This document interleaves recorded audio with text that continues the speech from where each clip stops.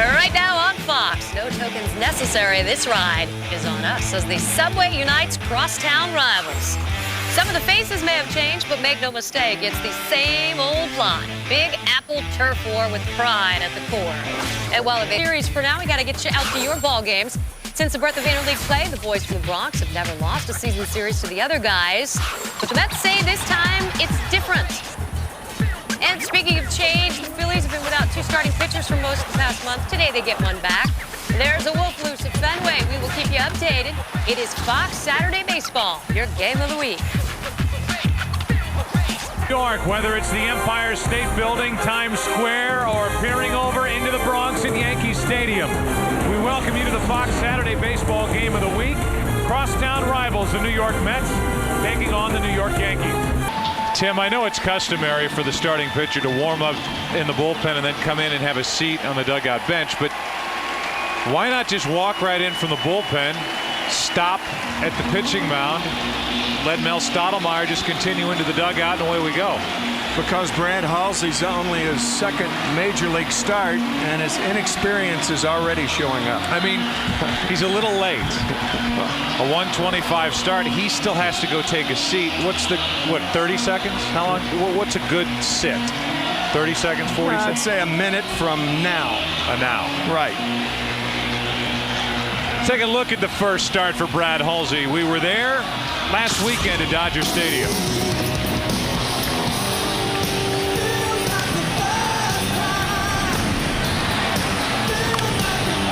Got his first major league hit.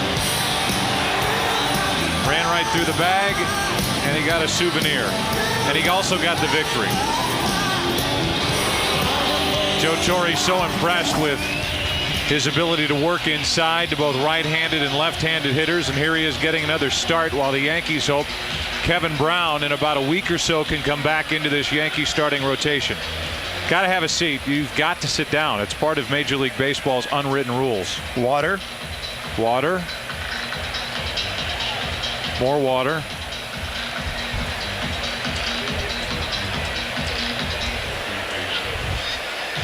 Never anticipated somebody sitting down more than I am right now. He's not even going to get a chance to. That's what happens when you're late.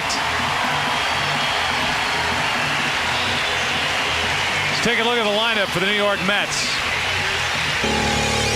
Jose Reyes, one of the best talents to come through this city in a long time, just turned 21, leads it off. Matsui, Mike Piazza, Cliff Floyd, Richard Hidalgo picked up from the Houston Astros, Mike Cameron, Ty Wigginton, Todd Zeal at first, and it's Jason Phillips doing the catching and batting in the number 9 spot. Here is Brad Halsey.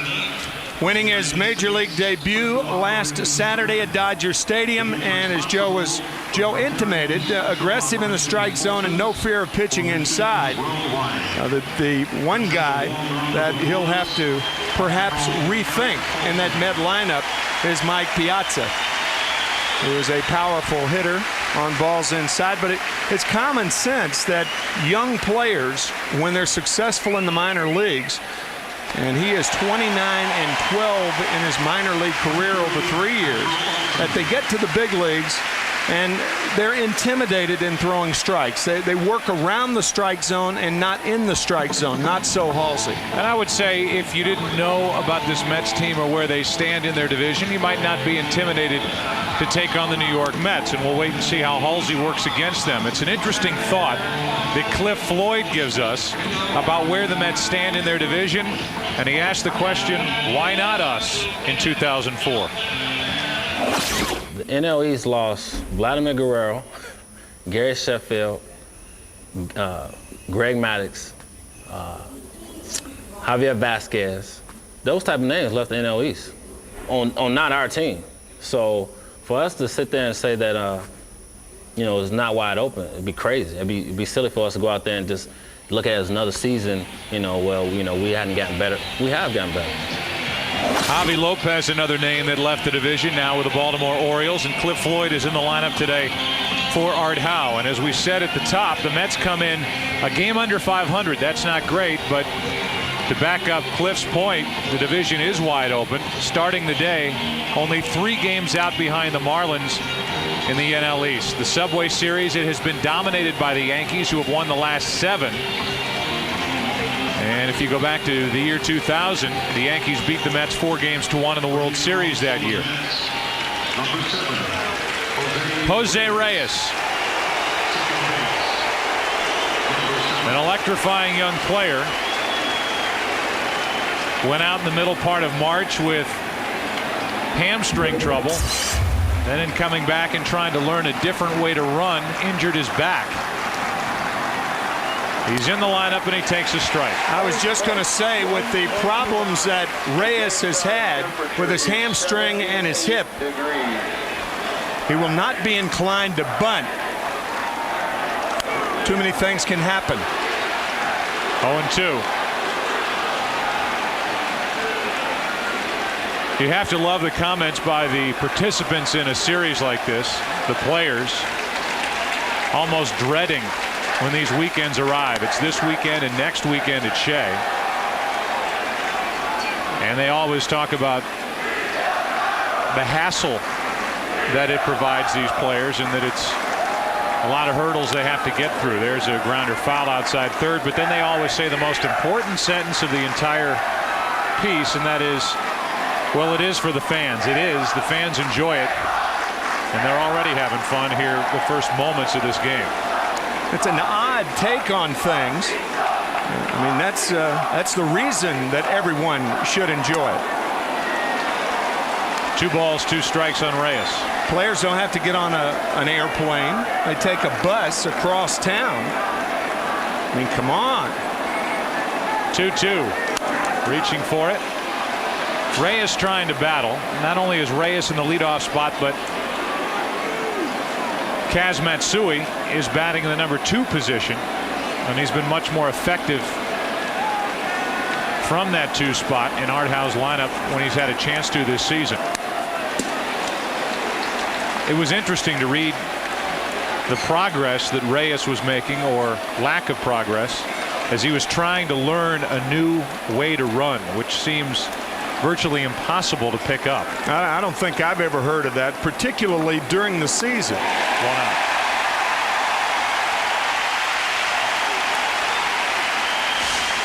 After a bevy of fastballs, the breaking ball gets Reyes. Ideally thrown just off the plate to the young Reyes. Defensively for the Yankees, not that great.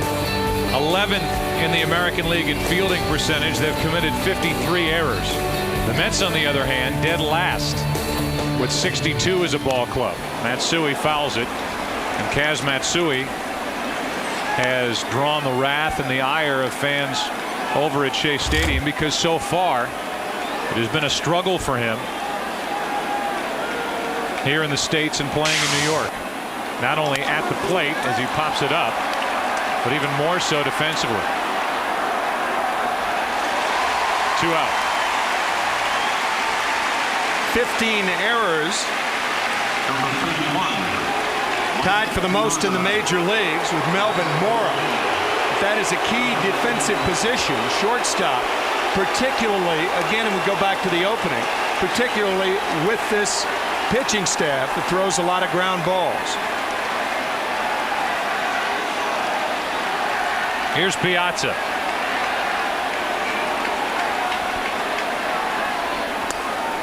Ball 1 from Halsey. Mike Piazza is a career .355 hitter during interleague play. 370 career home runs.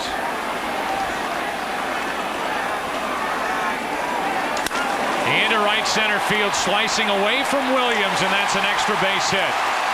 Piazza will cruise into second. He has a 2-out double. Oh, did he crush that ball?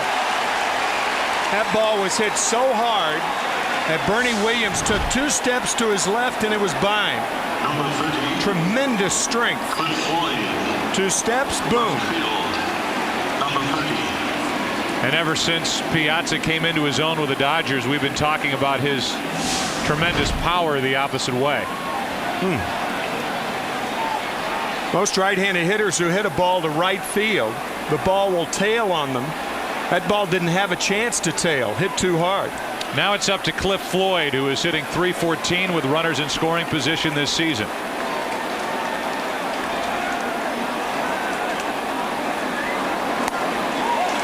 Strike one. 294 overall, 7 home runs, 27 RBIs. All sorts of leg trouble the past couple of years trying to stay healthy and stay in this lineup for the Mets.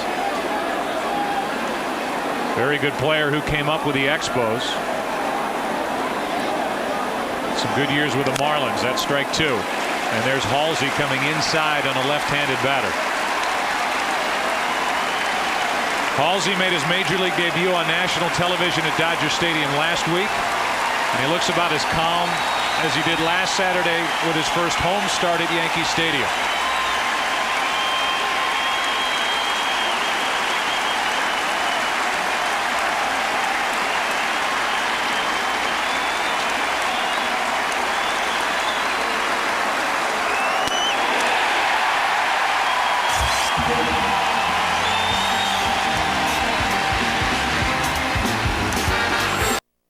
The Yankees and the Mets, all the money that's been thrown around to bring these players to these two franchises, and so far at the start of the season, in the top 10 in the hitting categories of average, home runs, and RBIs, only one guy is represented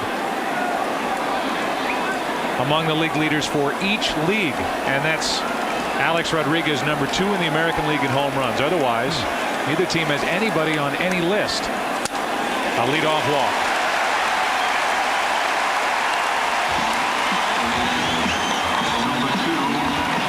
Happy birthday to you. Happy birthday to you. Happy birthday, dear Derek. Happy birthday to you. Jetter. Mr. Jeter stands in celebrating his 30th birthday. What he has packed in to his big league career shouldn't be overlooked, and I fear I do it just like everybody else. Take for granted the kind of consistency. Granted, he started this season not hitting well, but nobody's been hitting any better. The end of May through now, he's hitting .389. Overall, his average is up to .256, and by the end of the season, he will have his usual Jeter numbers. A check on Williams at first. Bernie has not even attempted a stolen base this season.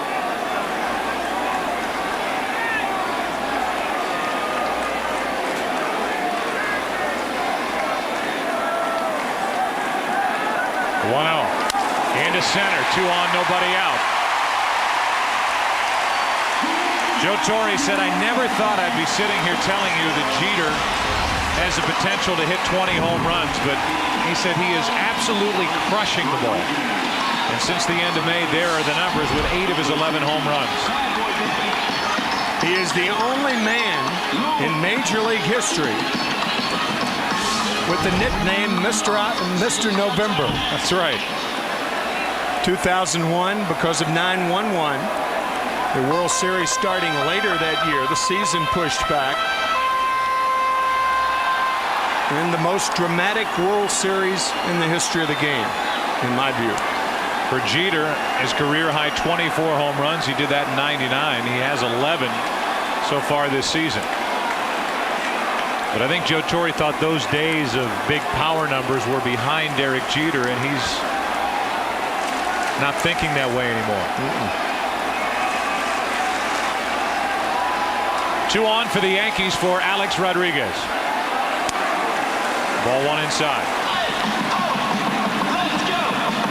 Alex Rodriguez, who grew up a diehard New York Mets fan, was wearing his Keith Hernandez jersey when the Mets won it in 1986.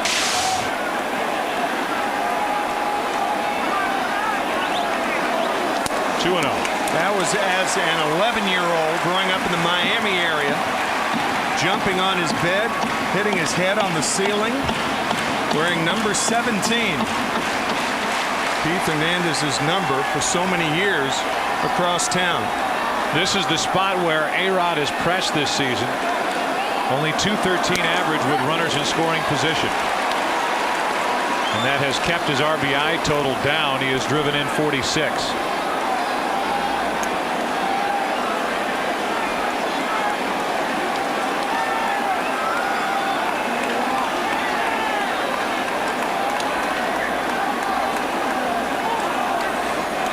Leiter in first inning trouble. A walk and a hit.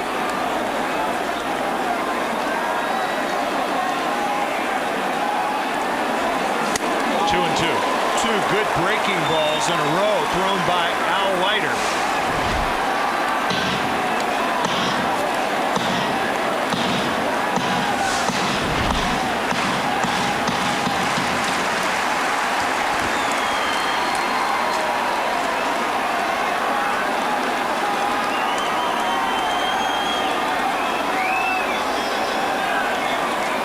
And a visit from Jason Phillips.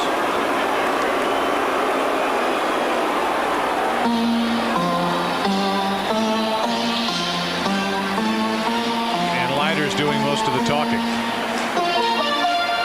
They had a tough time on the 2-0 pitch getting together. I'll guarantee you one thing. That's the last thing in Bernie Williams' mind at second base. Relaying a signal to Alex Rodriguez.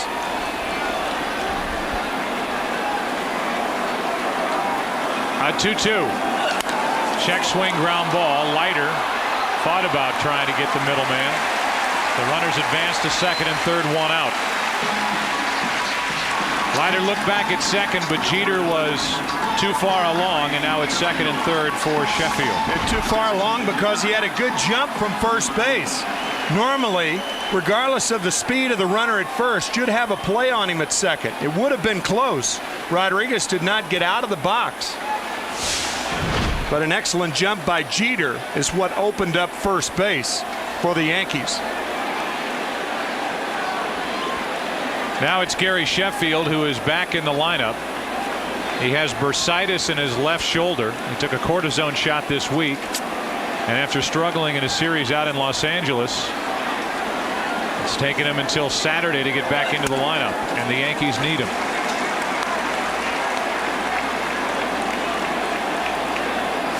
The amazing thing about Sheffield is with all of the movement at the plate, all the power numbers, all the hits, he is a very patient hitter.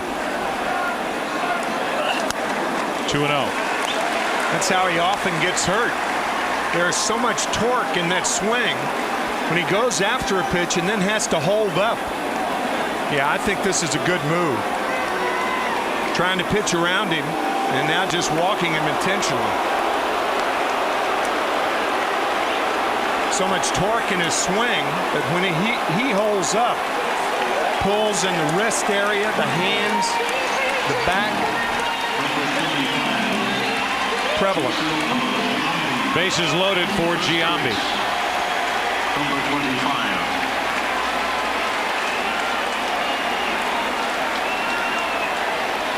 Pitch one is so important with Giambi at the plate. The count starts 0-1. He's a 171 hitter this season. If it starts 1-0, he's a 316 hitter.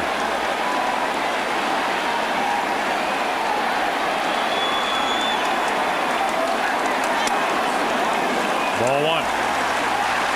Notice the Mets defense, normally shaded around to pull for Giambi, is playing Jason about straight up in hopes of getting the double play.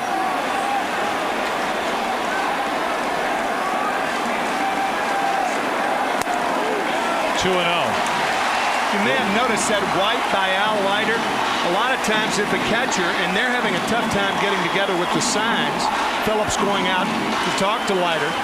When a pitcher rubs his shirt like that, you add one to whatever pitch it was. For instance, if he called for a fastball and he wipes upstairs, add one would be a curveball.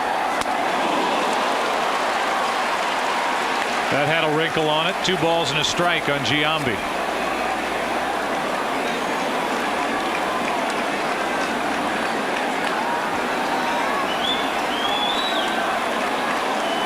Bases loaded. Yankees trying to jump on top. 2-2. It's kind of been a revolving door behind the plate for the Mets anyway this season, whether it's been Phillips, Mike Piazza caught predominantly this past week when the Mets were in Cincinnati. They also have Vance Wilson, who's coming off the disabled list shortly on the 1st of July, and Tom Wilson, who they have recalled from AAA Norfolk. But it's Phillips now, and here comes a 2-2 pitch.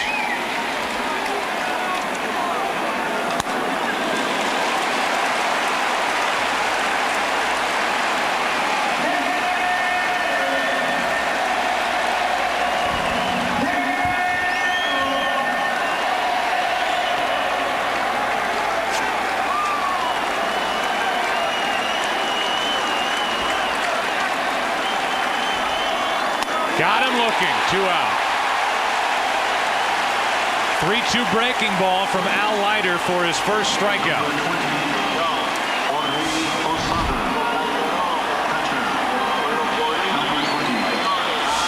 You rarely see Jason Giambi taking with 2 strikes. He'll strike out, but not too often does he take a called 3rd strike. Key pitch for Leiter. So now the bases are loaded with 2 down for Jorge Posada.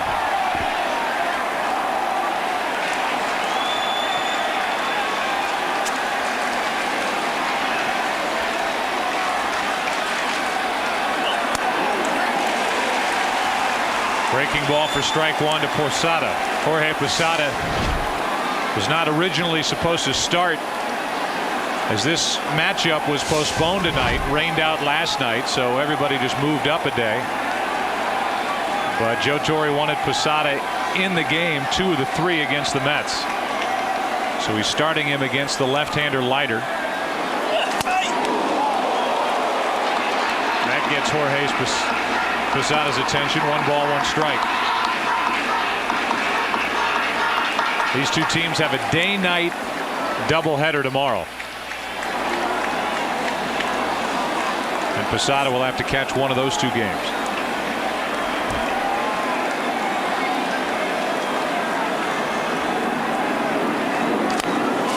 Slow roller, tough play for Leiter. Throws to end the inning. So after all that, falling behind one hitter after another, Al Leiter leaves the bases loaded. Halsey back to work. Mets Yanks, no score.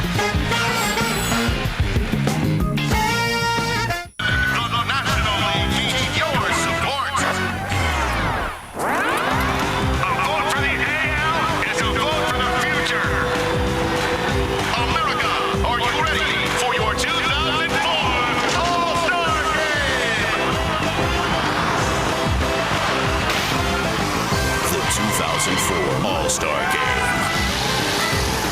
July 13th, only on Fox. Rick Peterson is the pitching coach for the New York Mets, has done a fantastic job getting this Mets staff put together this season. And there is the meeting between Peterson, Jason Phillips the catcher, and Al Leiter the pitcher. Obviously problems between Leiter and Phillips in that first inning, trying to straighten things out. Richard Hidalgo leads it off, picked up on the 17th of June. And this season has been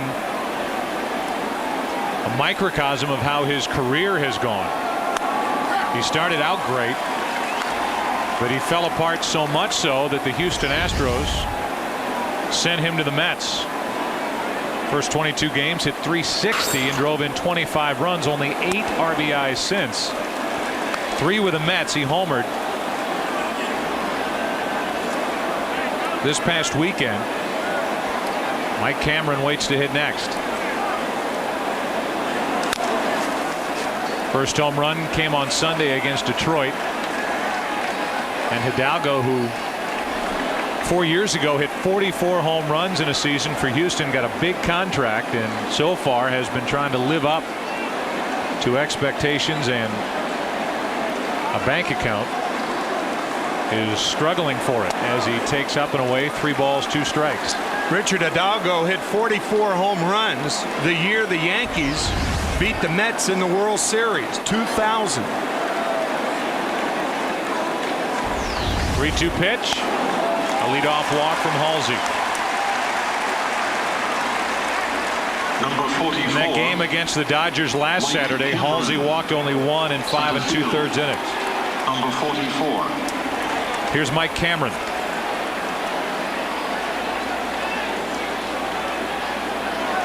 Big error on Thursday for Cameron. With the sun out, bases loaded, Griffey up, Glavine pitching. He lost a ball in the sun, and the Mets ended up losing the series to the Reds. Ball 1 up and in. I hate to use that term or hear that term, tough luck in baseball, because normally you make your own luck. If you're talking about tough luck, there is no pitcher in baseball who's had tougher luck than Tom Glavine this year. Halsey falls behind 2-0. Instead of talking about Roger Clemens to start the All-Star game for the National League, game being played on July 13th in Houston, it could very easily be Tom Glavine, who leads the majors in earned run average. 2.11. Opponent's hitting only 200 against him. 3-0 now from Halsey.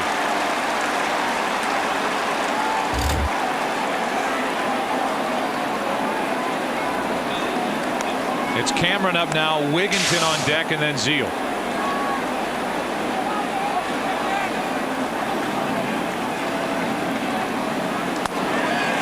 4-pitch walk to put 2 on with nobody out. Jeannie Zelasco is standing by with a game break.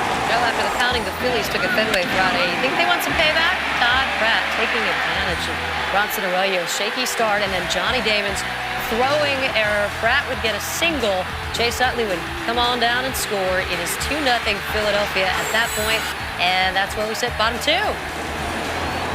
Thank you, Jeannie. Tough luck error right there. Ball hit the foot of Utley and went into the dugout. Tough luck. Here's Wigginton.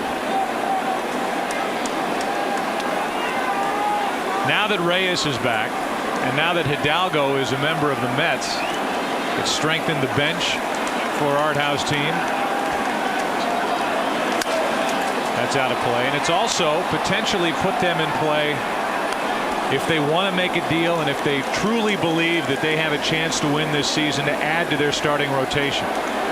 They do have scouts looking at Freddie Garcia and Chris Benson. And a guy like Wigginton, who has been terrific the last 30 games, hitting .316, has played some second base, played all last year at third, is a guy that they've talked about.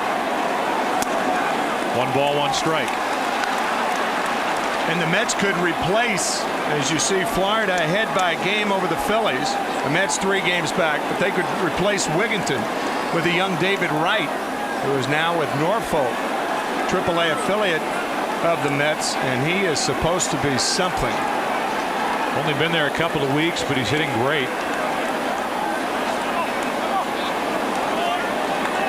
Halsey at least has it together enough not to bring it to the plate with his second baseman Cairo out of position.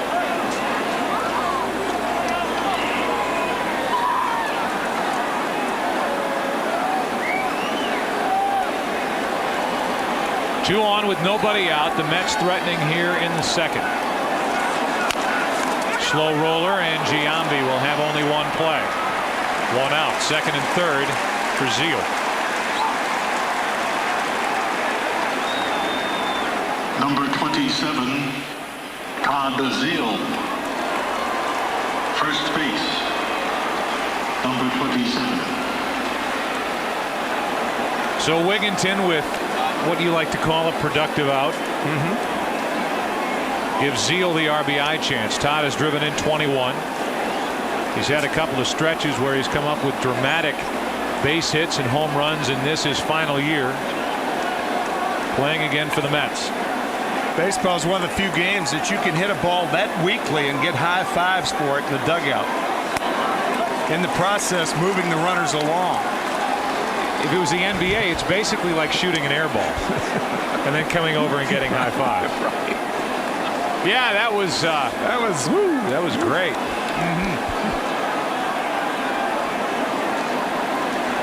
A 1-0. Zeal takes ball 2, and a throwdown gets away. Hidalgo will come in to score. Cameron will hold at third, and the Mets take the lead on a throwing error by Posada.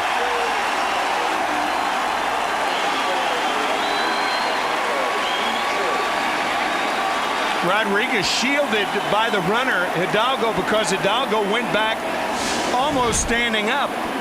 Watch Posada on the fastball inside, a design play, but he throws it to the foul part. Hidalgo is standing up, and the ball gets by Rodriguez. I don't think Alex ever saw the ball. Ball almost hit Hidalgo in the coconut.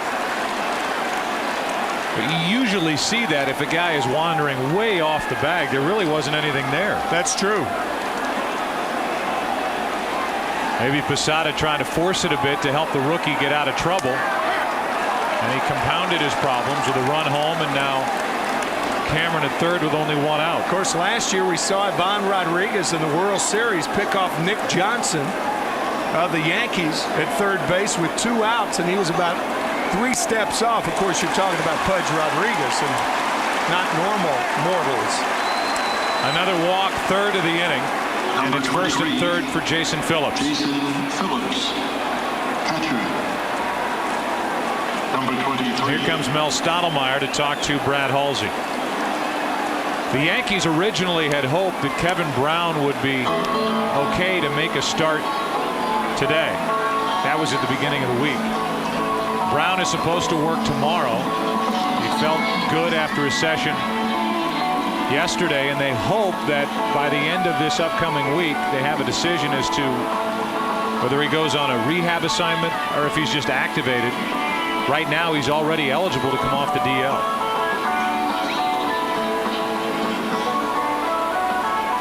Phillips waits to hit, and you can play Hit the Pros, presented by the all-new GMC Canyon, and face real pitches from today's best hurlers. Log on to foxsports.com. Keyword games, GMC. We are professional grade.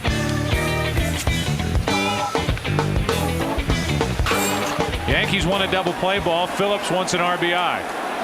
And with Zeal dancing around at first, another ball out of the hand of Halsey.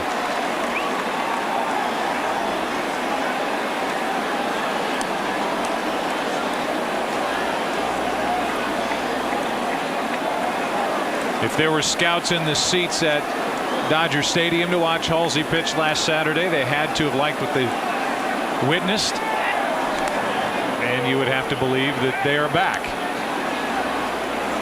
Watching Halsey work in case the Yankees try to package Halsey and maybe Navarro, their young catcher, to try to get another established starting pitcher.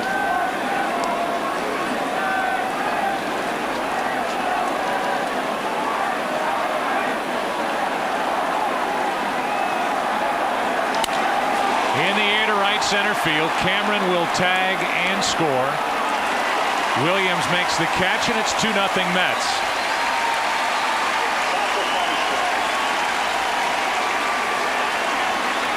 RBI number 21 for Jason Phillips.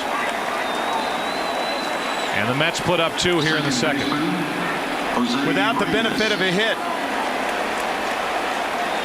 Leiter pitching around 2 walks in the first inning, a leadoff walk. But not so Halsey here in the second inning. Here's Reyes. 3 out of 22 this season.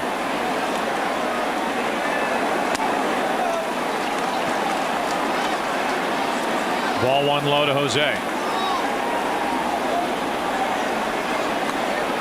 Not a very long rehab process, at least with regard to game action for Reyes.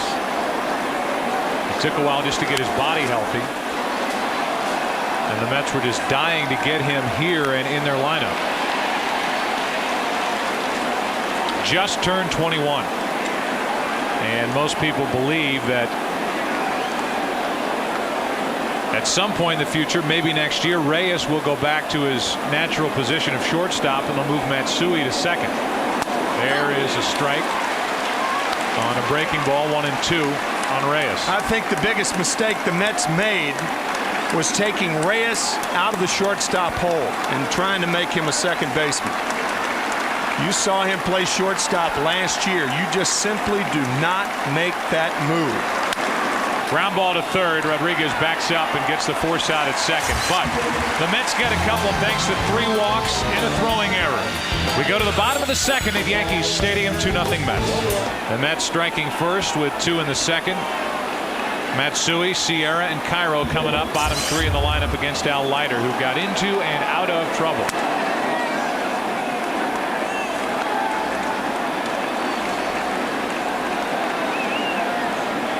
With only one exception, Leiter has been behind every hitter he's faced to this point. That's strike 1.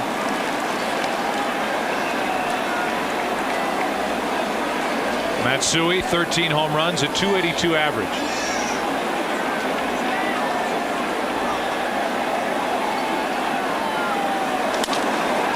One out. Matsui to Matsui. What happened last Saturday? Hideki Matsui, Hideo Nomo, 2 Japanese major leaguers facing one another for the first time. And Matsui went deep for a 3-run first inning home run.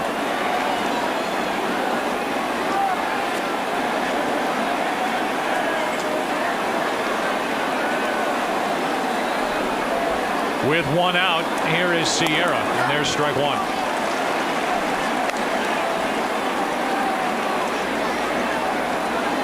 Because of an economic slowdown that has been happening in Japan for over 10 years now, Japanese baseball is struggling, and there have been talks of a merger of 2 teams.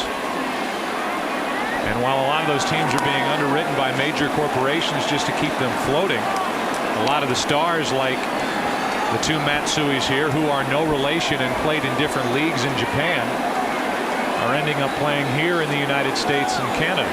After the 2001 season, there was talk of contraction here in the United States.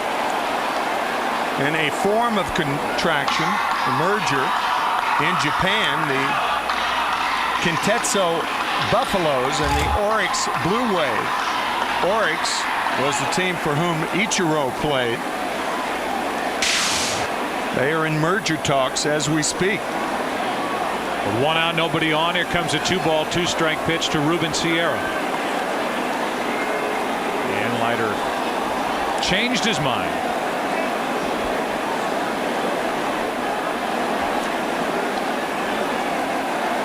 Now the 2-2. Ball 3.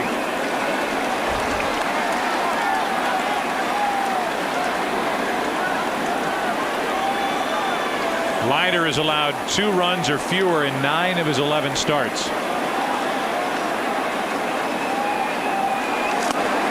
gets his second strikeout. 2 out here in the second. Number 41. Sometimes you hear that expression, he backdoored him. This is almost where the veranda is in the South. Little side porch. I don't hear that term anymore, porch. No. Don't hear veranda much anymore. No. I would say I hear the word porch more than I hear the word veranda. With my own personal unscientific survey. With 2 out, nobody on. There's a strike. Gazebo. Lanai. Lanai's big now. Yeah.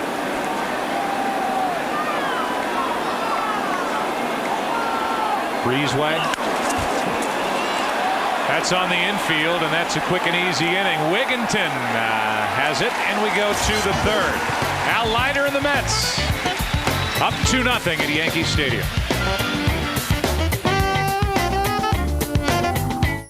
Matsui leads it off and takes a ball up and in. Matsui fly to right his first time up. This season has been a .290 hitter right-handed, which tells you, if you look at his overall average, what he's done left-handed. Not much. 2-0. Where is Kaz from? Osaka. 13 time zones ahead. Grounds a 1 hopper to Alex Rodriguez. Matsui's 0 for 2. It's easy to forget, Tim, that about this time last year, everybody was wondering what the deal was with Hideki Matsui. That's true. He got off to a terrible start. It hit only a few home runs. There were grumblings from the front office and higher with the Yankees. Like, what did we pay for?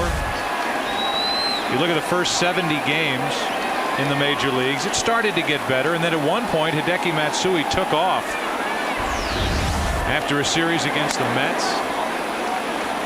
We had him in interleague play against the Cubs about this time last year, and he at one point was leading this Yankee team in not only average but RBIs. Mets fans can only hope that Kaz Matsui does something like that offensively. I think the bigger disappointment has been what he's done defensively. At the position of shortstop with the most errors in baseball, 15. You can live with the shortstop's offense if he produces defensively, and that was my point about Jose Reyes being as flashy as he was. And why would you even think of moving him anyway? Well, obviously the Mets had to guarantee Matsui that he would play shortstop if the deal was made. We look at Jim Duquette, the general manager of the Yankees, or the Mets, pardon me. That ball 4 got away from Posada and hit the home plate umpire, Gary Darling, on the left hand. So another walk. That's 4 from Left Halsey. fielder, Cliff Floyd. This one getting away from Posada, and Piazza draws the 4th walk of the ball game. 2 of the other 3 came back to hurt Halsey. I think to further that point, if you had seen, and if anybody was fortunate enough to see Jose Reyes play shortstop last year, the one thing you say is this guy could be the Mets shortstop for the next 15 years. And in my view, under no circumstances, you say never say never. In my view, you never say never that this guy's going to move from that position, and the Mets did, and they're paying for it. And in fairness to the Mets, I mean, Reyes hurting himself on March 15th, making his debut about a week ago. But he is some kind of player at short. Nobody knows about second base. That pitch was up, and Floyd tried to unload. It's 0-2. And as you said or hinted toward a moment ago, that had to be part of the package to try to entice Kaz Matsui, who had a lot of suitors in the major leagues here in the States, to come to the Mets. As a shortstop in Japan, you'll be a shortstop here with us. We'll move our other guy. But it seems like all signs point toward them switching back. Floyd is gone, and Halsey made him look bad in the process. 3rd strikeout for Brad Halsey. 2 of those have been Cliff Floyd. Good breaking ball out of the strike zone. There's not much more, Tim, that Halsey could have done than what he did last Saturday at Dodger Stadium. And if all the speculation is accurate, and at some point the Yankees are going to end up making a deal and they need to throw a pitcher into the mix, the Yankees got exactly what they wanted out of Halsey last weekend at Dodger Stadium. You can't do much better, and the stock can only start to edge backward a little bit if Halsey were to struggle here against the Mets or even pitch an okay ball game. Leave him wanting more, and I think he was tremendous against Los Angeles. He's been a little wild here in this start against the Mets with 4 walks in 2 2/3 innings. Of course, whether or not they trade Halsey is not going to depend on 1 or 2 starts in the major leagues, because those scouts have scouted him in the minor leagues. A guy who was tremendously successful in the minors, 29-12 over 2.5 seasons. But because of the type pitcher he is, he's not a blow you away type pitcher. You'd have to see this guy over a long haul to really appreciate it. That's true. You're not going to see him one time and say, wow, we've got to get this guy, although he could be a very good major league pitcher at some point. But he does not have eye-popping stuff as he misses blowing away 2-2.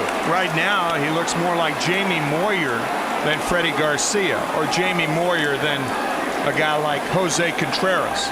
Contreras can blow you away with his stuff, but not Halsey. 1 on, 2 out, 2 balls, 2 strikes. Hidalgo took strike 3 over the outside corner. 4 walks, 4 strikeouts. And a scoreless third inning for the rookie left-hander. Bottom of the third rolls in. Top of the lineup for the Yankees. They trail by 2. Leiter left the bases loaded in the first inning. Bernie Williams drew a walk to start that inning. Then had a 1-2-3 second, and away we go with Williams up here in the third. Ball 1.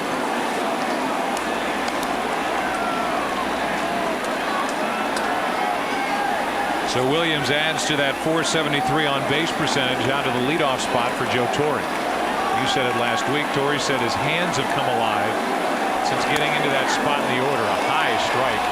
1 ball, 1 strike. And just watching Bernie during batting practice today, taking a lot of balls to right field and taking him to right field with pop.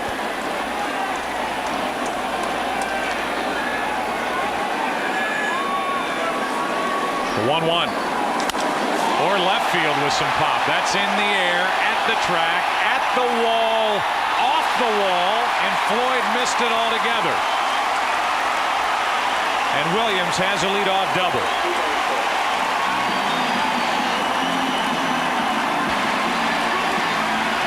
We've had several games that we have done over the past month or 5 weeks where outfielders, first basemen, catchers, had they gotten to the wall and then backed off, they would have been much better.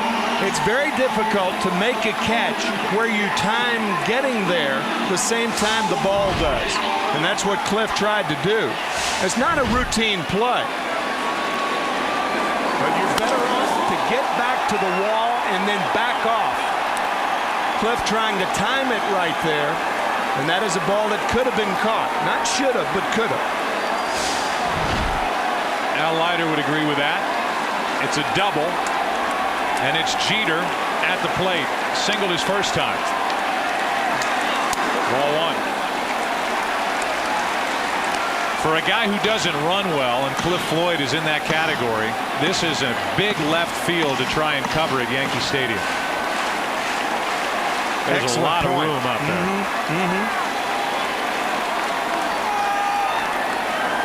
The 1-0. Almost hit Jeter on the left thigh. 2-0. Left field here at Yankee Stadium as this ball almost hits Jeter. A biting fastball inside, but left field is so cavernous here. Joe Torre once said that at Yankee Stadium defensively, you almost need 2 center fielders, one in left, one in center. Yankees have not had the benefit of that until Matsui showed up last year. He is a solid defensive left fielder. Floyd's looking up at the glare, dealing with the sun. He's got his sunglasses on top of his hat. So the Mets logo is well protected, but his eyes aren't. Cameron's got him on in center. Mets fans are saying, yeah, finally. Grounded foul outside third. The count's 2-1. Hidalgo's got his on top of his hat. Yeah, right field is not a problem here at Yankee Stadium, but left field can be murderous. And as you said earlier, Cameron has already had 1 ball that he lost in the sun this year. Unsure as to whether that ball in left field was because of the sun or because of Floyd getting there prematurely. The Mets play Jeter to hit it to the right side, and he pops it up to the right side for Reyes. With his glasses on top of his head. 1 out. We keep talking about that play. Here it is with the bases loaded, 2 out. Griffey up. Glavine made the pitch.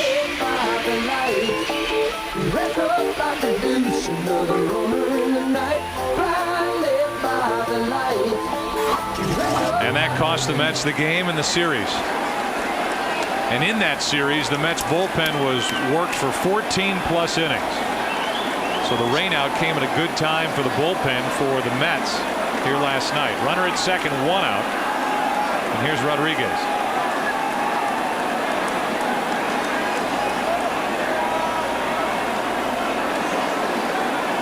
Alex grounded back to Leiter with 2 on and nobody out his first time up.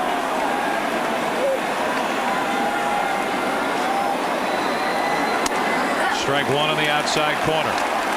Today's Gillette Mach 3 Power home run hitters. Tomei leads the world with 25. Adam Dunn, Pujols with 20. Manny Ramirez with 20. And then Rodriguez and Griffey Jr., who has 500 even in his career. Runner at second, 1 out, no balls, 1 strike. 2-0 Mets here in the bottom of the third. What a night Manny Ramirez had in Boston last night. A curtain call for a defensive play. You see him often called out because of his home run prowess, but rarely for a defensive play. It wasn't the bullpen that called him out for the curtain call, was it? No. Here's an 0-1. 1 ball, 1 strike. It's Al Leiter wiping with his glove once right on the new of New York. That means to add 1 for whatever sign that Jason Phillips called for. There it is, 2 times. If he called for a fastball, this will be a changeup. That's into shallow center field. Cameron got a good break on it. 2 out. So clearly sometimes that's got to be a deke. Sometimes. Well, if you add 2, and that was a fastball. So he probably called for a curveball. And then you roll over at 3. It's not that difficult. You guys. He has 3 pitches. 1's a fastball, 2's a curve, 3 is a changeup. If he calls for a curveball, he wipes twice, it's a fastball. What if he calls for a slider? Over at 3. He doesn't have a slider. He has a curveball. What if he calls whatever 3 is? He's got 2 pitches? That's it? He's got 3 pitches. Okay. 1's a fastball, 2's a curve, 3's a changeup. Okay, so if he calls for a curveball, he wipes twice. So you add 2 from 2, 2, 3, 1 fastball. He got Rodriguez on a fastball. Why can't you just subtract 1? Well, you can. If you rub below the waist, that's exactly what you're doing. So much easier. Think.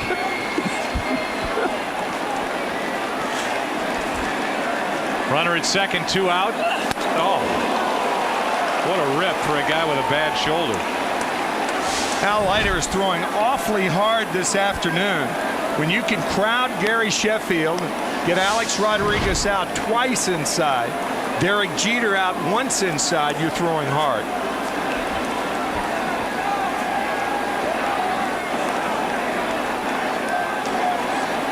Well, he and Phillips are on the same page the last 2 pitches. That is launched in the air to left field. Back at the track, at the wall. Game tie.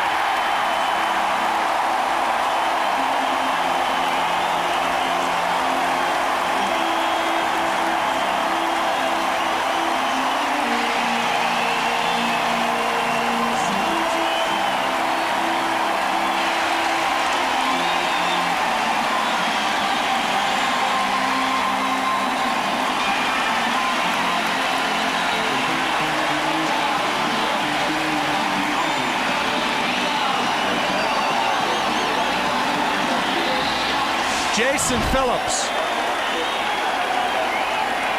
Fastball inside. That's what he wanted. That index finger.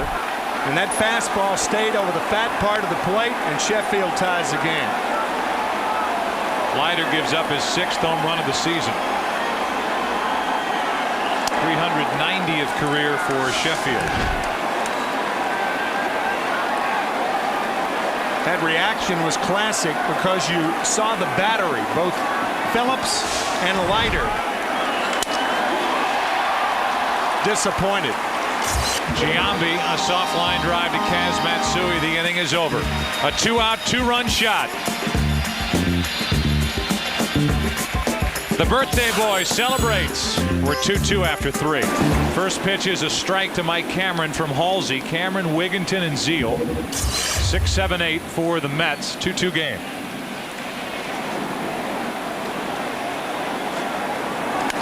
Off the hands. Jeter has to charge. Good play. 1 out. Our All-Star Ballot update. First for the American League. It's presented by AmeriQuest. Ramirez, Guerrero, and Sheffield. Soriano is the American League's leading vote getter. And in the National League, presented by AmeriQuest, Bonds leads there, and that's no huge surprise if that outfield holds. And you have Bonds, Griffey, and Sosa. It'd be the first time in the history of the All-Star game to have 3 guys in the same outfield with 500 or more home runs. With 1 out, Wigginton a base hit into left field.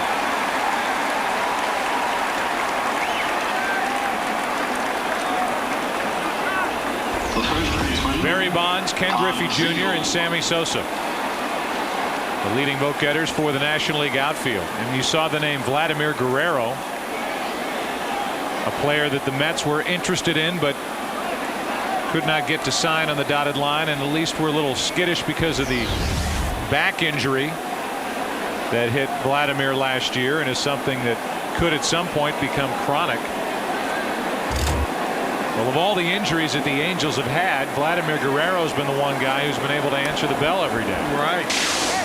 And his numbers compared to the Mets right fielders this season, he's literally doubled them all of them combined. He homered last night against Jose Lima in an Angel victory over the Dodgers. 1 on, 1 out. Zeal takes the ball. The numbers for Guerrero: a .351 average, 18 home runs, 66 RBIs compared to the 32 that the Mets have received from all of their right fielders combined.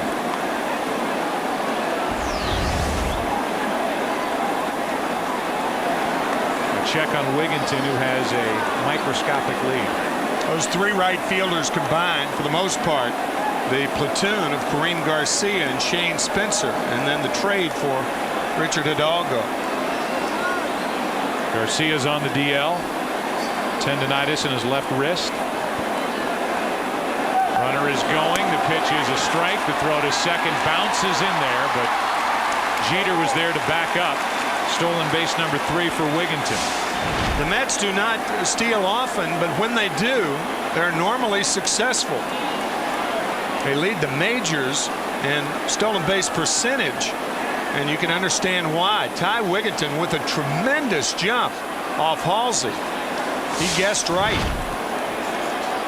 Didn't have a big lead, ends up stealing his 3rd, and it hasn't happened often against Posada, who's thrown out 33% this season. Second best in the big leagues with that percentage, but it was not even close. So now a hit by Zeal and or Phillips could put the Mets back out in front. A 1-1. 2-1.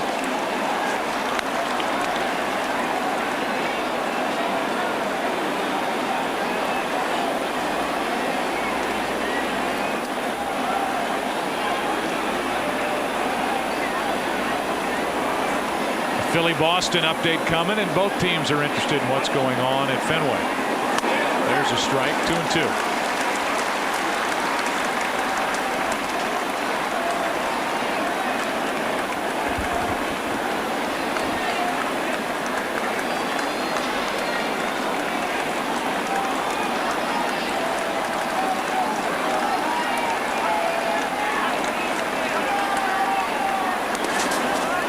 Dirt, blocked by Posada, 3-2. Every time I see Todd Zeal in this ballpark, I think of Game 1 of the 2000 series when Timo Perez was on at first base and Todd Zeal hit the top of the left field wall. Perez was celebrating and was thrown out at home. Had he been running hard, he scores the first run. The Mets win the game, and who knows about that World Series. Won by the Yankees in 5. But Game 1, who went to the Yankees in 12 innings, could have gone to the Mets. Liz Caino won that game with a hit. 3-2 pitch is high, and it's 2 on with 1 out. 5 walks by Halsey. Jeannie Zalasko is standing by with another. And more from Fenway as promised. Now, Tim, you mentioned Manny Ramirez at the glove working last night. The bat was 2, and apparently it's still hot. Off the monster Manny doubles, Johnny Damon touches home, and it is Manny's 56th RBI of the season. 2-1 Phillies top 4. See Ortiz clapping at third. Man, he is in the middle of everything for the Red Sox. Those 2 hitters, potent. Leads the American League in RBIs. Here's Phillips. Strike one.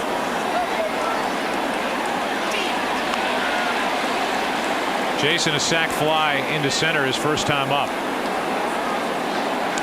Jason mad at himself because he missed a cookie.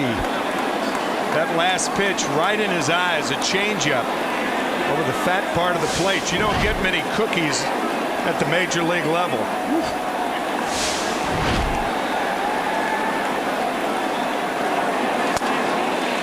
Chase that one. It's 0-2.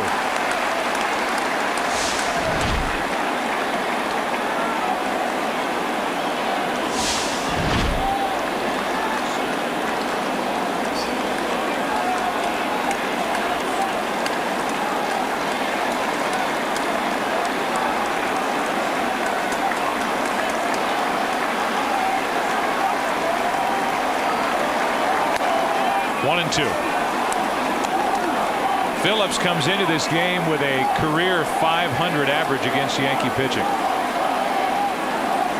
11 out of 22. Reyes is the man on deck. Halsey introduced to this rivalry for the first time. That's a fair ball down the left field line. Wigginton will score. Zeal will dig for third. It's an RBI double for Phillips, and the Mets regain the lead. It's 3-2.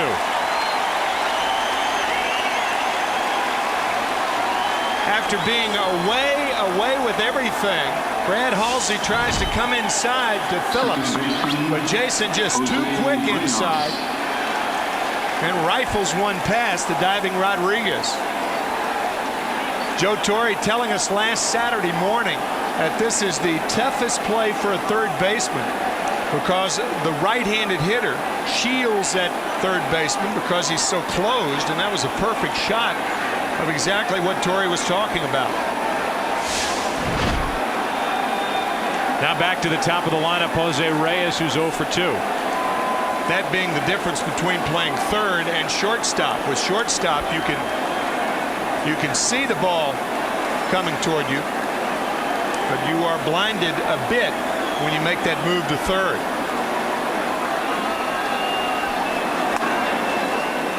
Ball one to Reyes. 4 RBIs. He has a home run.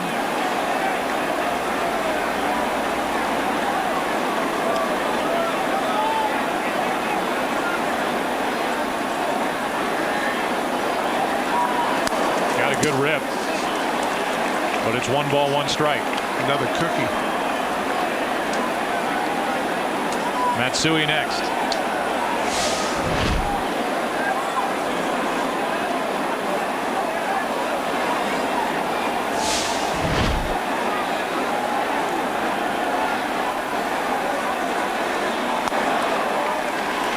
Two balls and a strike.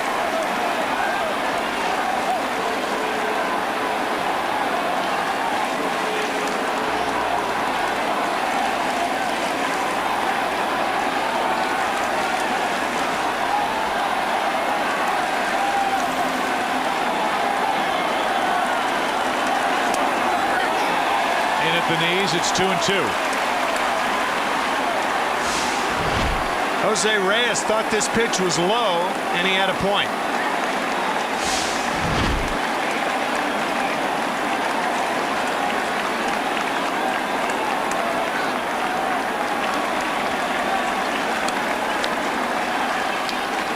Two pitch.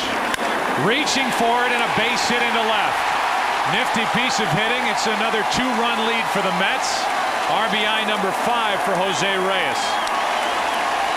Reyes probably saying, well, if you're going to call it down there, I won't give you another chance to do that. Gary Darling, the home plate umpire, and this a breaking ball raked to left field. Like he hit that ball with a hoe. And that'll bring Mel Stottlemyre out of the dugout to talk to Halsey, and it looks like it will also start action for the Yankees in their bullpen.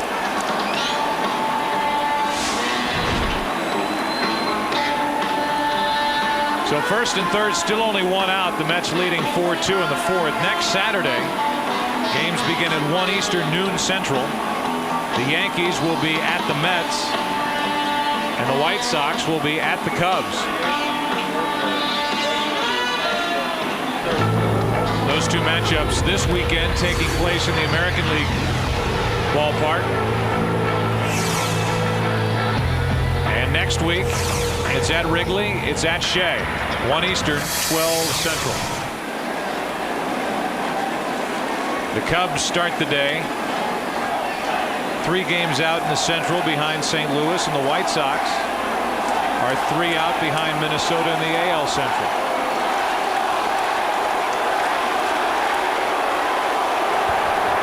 The Let's Go Mets cheer is being drowned out.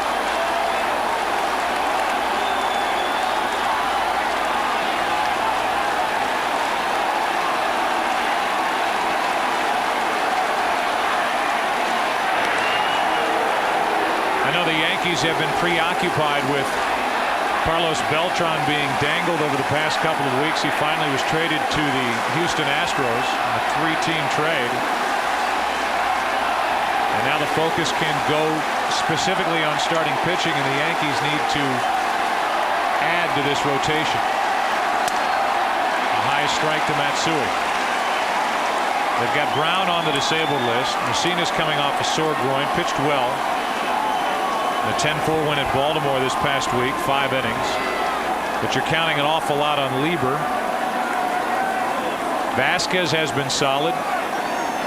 Contreras will be one of the starters tomorrow for the Yankees in the day-night doubleheader, and he's been inconsistent and frustrating so far. But his life has totally changed over this past week. Jose Contreras being reunited with his family, his wife and 2 daughters. Defecting on Monday. Matsui chased it 0-2.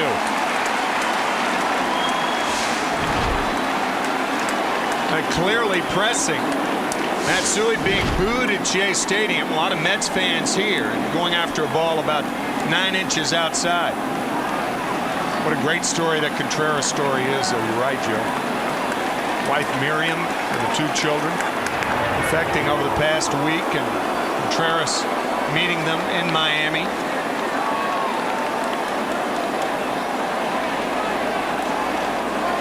Finally getting to New York with his family toward the end of the week.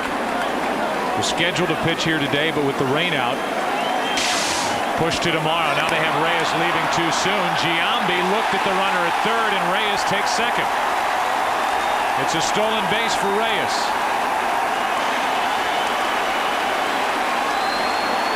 No idea why he didn't throw the ball. I mean, you have no foot speed, one of the slower runners around at third base, and Giambi fakes to second. There's no way Jason Phillips is going anywhere. So why fake?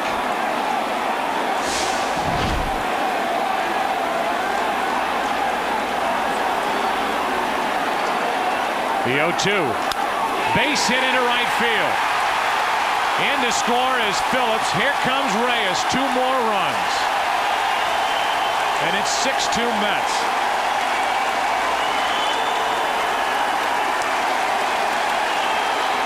That play by Jason Giambi forced Joe Torre to bring the Yankee infield in. Had it been back, perhaps Cairo makes that play. I'm not saying they'll get 2, but perhaps he makes the play. But with the infield in, the ball slicing away from Cairo, and the Mets add 2 more. It also forces Halsey out of the game. The rookie is gone. The Yankees have to go to the pen in the 4th. Kaz Matsui with a key hit that drove Brad Halsey out of the game. And Halsey will be relieved by Tanyan Sturtz, who's done a very good job with the Mets. Only had 1 start, but he's 2-0. His 8th appearance of the year. Runner on at first is Matsui. 7th man to bat in the inning is Piazza. And a check on Kaz Matsui, who's done some more running lately. He has stolen 10.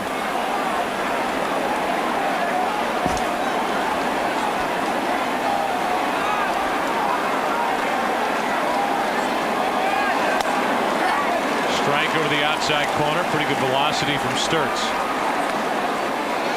Cliff Floyd on deck. The Mets with a 4-run fourth in support of Al Leiter, and that's not always been the case. He has very little run support on his record this season. Leiter with only 2.29 runs per game. The reason why, despite the ERA of 2.14, he's won only twice in 11 starts.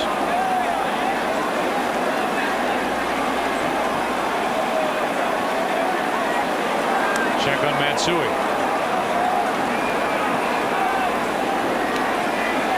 The Yankees are also looking for a fit in their bullpen for a left-handed reliever. Heredia has not been very good this season, and they traded away Gabe White. Good pitch to tie up Piazza. Strike two.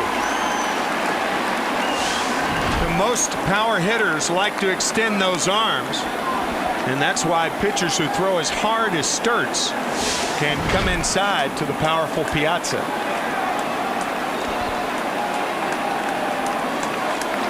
Matsui's running. A chance for Posada. Safe. Cairo couldn't get the glove on Matsui, and a stolen base, the second of the inning. Make it third. So the Mets have come in here and decided they want to test Posada. And Sturtz giving him little chance. Watch Matsui kind of wriggle around Miguel Cairo, who missed the tag because the throw was on the first base side. Now the 2-2 to Piazza's in the dirt.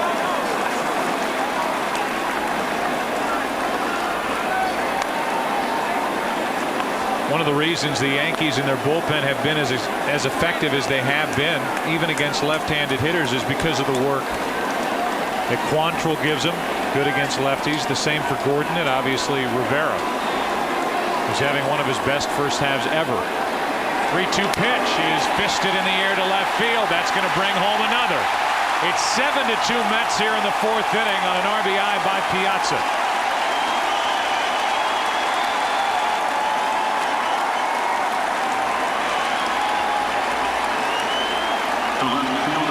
Piazza is so strong, fighting the ball off inside, and you just wonder, Joe, that what kind of numbers Mike Piazza would put up if he were a designated hitter in the American League. He's 2 for 2 today. Been on base all 3 times. A double, a single. What a hitter. And a strike over the inside corner this year, having to deal with trying to learn a new position at the big league level, and for the most part learn it in season. First base this last week, I'm sure, was bittersweet for him, returning behind the plate and catching all week. Now the DH. 0-2 on Floyd. If I may relate to that, I would imagine it was more bitter than sweet. The emotional part of it, though. No, absolutely, yeah. The physical part, that's the bitter part. Look at what Philadelphia's doing to Boston. 7-1 in the top of the 5th. Floyd takes ball 1. The numbers for Halsey: 3 1/3 innings, 6 runs earned, 7 runs total, 5 hits, 5 walks, 4 strikeouts. The walks hurt him in that 2-run second, and again here in the 4th. Floyd grounds it to first, down to second. Piazza 2 out. And the 9th man to bat in the inning, Richard Hidalgo, will step to the plate. The right fielder. Trying to be fair here, but I mean, you know, when you think about Jason Giambi holding that ball, if he gets the out at second base, that keeps the infield back, and the ball hit by Matsui could have been fielded by Miguel Cairo, because he's not going to play in double play depth and cheating towards second base. That's a key play in this inning, and could have been the reason for the 3 runs extra scored by the Mets here. Hidalgo with a 2-out RBI chance takes a strike.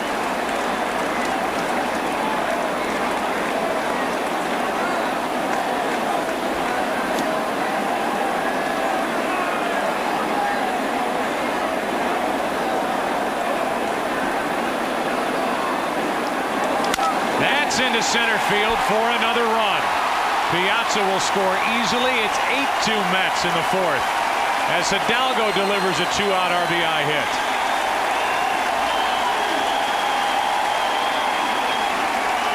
Five for 5 with runners in scoring position for the Mets this inning. Center fielder, Mike Cameron.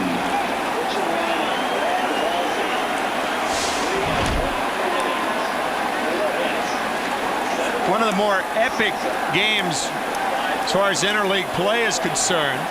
When the Mets played the Yankees back in 1997, they won that first game with Dave Malicki pitching a shutout. They are routing the Yankees so far this afternoon. 8-2 in the fourth inning.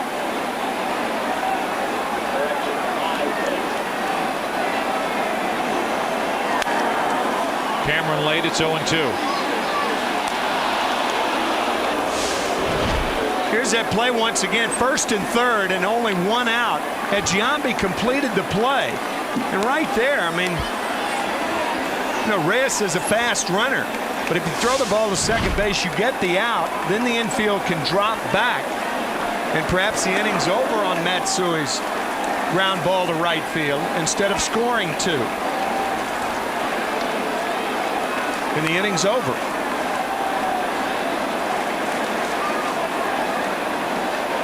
Instead, 4 more runs across the plate. Jose Reyes with a big hit. Here's a 1-2. Cameron just got a piece. Cameron started this inning by grounding out. Then a hit by Wigginton. A walk, an RBI double by Phillips. Reyes got the RBI hit. Showed you the stolen base. Then Matsui drove home 2. Pitching change, an RBI hit by Piazza. And an out later, an RBI hit by Hidalgo.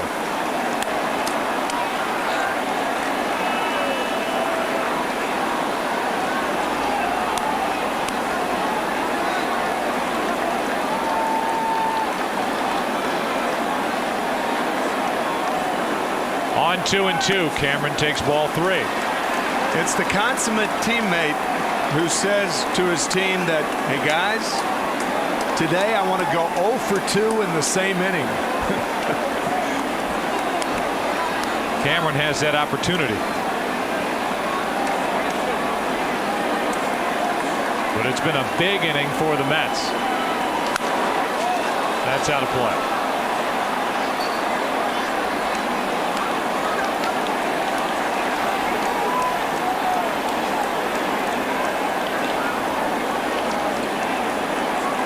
So Tanyan Sturtz has not quieted the Mets since entering, with Piazza coming up. Trying to get Cameron to end this long top of the fourth. And another foul.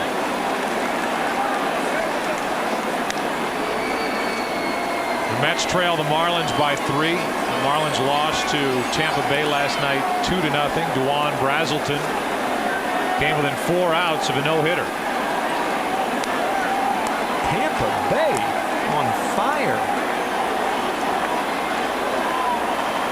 Won 12 straight, lost, and now they're back on the beam again as that's popped up left side. And out of play.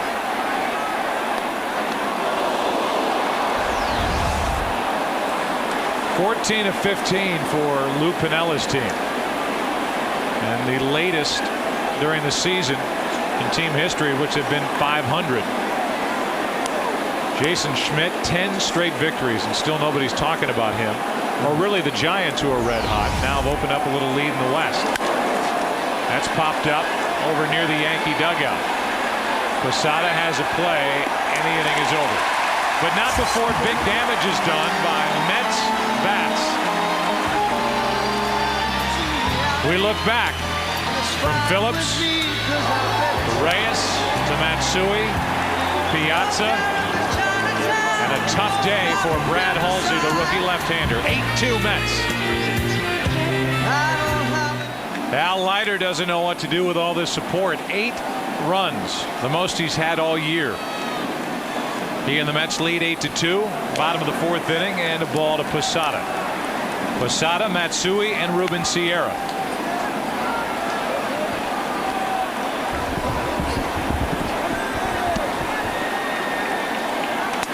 A little high. It's 2-0.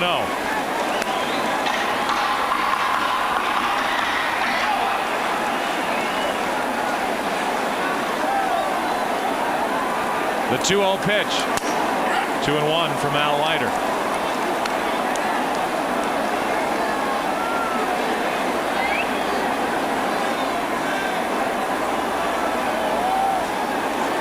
Posada tapped out with the bases loaded his first time. There's another strike. 2-2.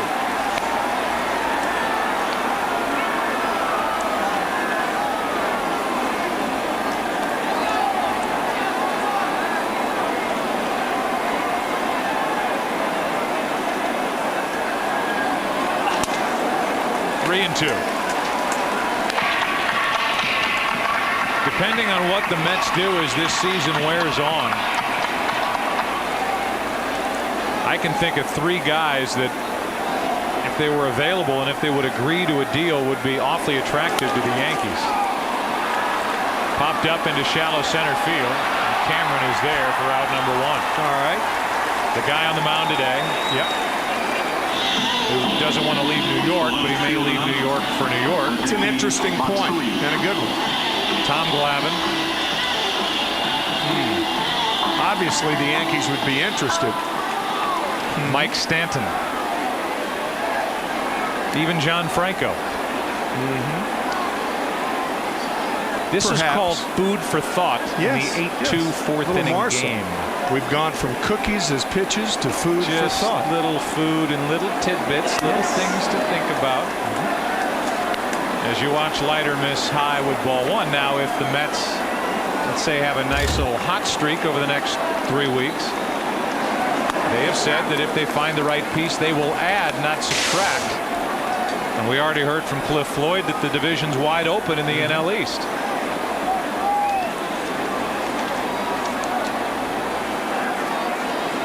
A 1-1, 2-1. You would be a moron to bet against the Atlanta Braves, looking at what they've done the last 12 years, winning the division under Bobby Cox. However, moron Joe looks at them as 5.5 out. Mojo.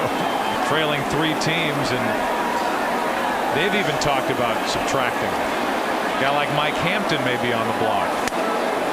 That's up.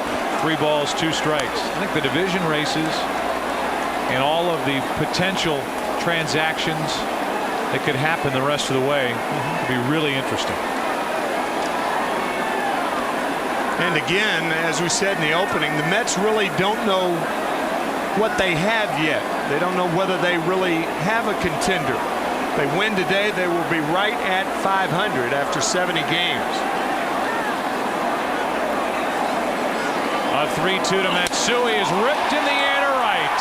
At the wall, home run. It's 8-3.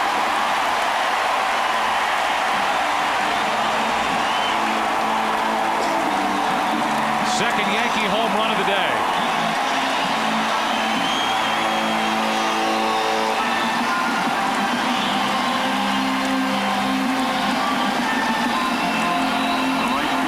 Conveying more than a tad of nationalism, hitting it over the recently painted Yomiuri sign. They own the Yomiuri Giants.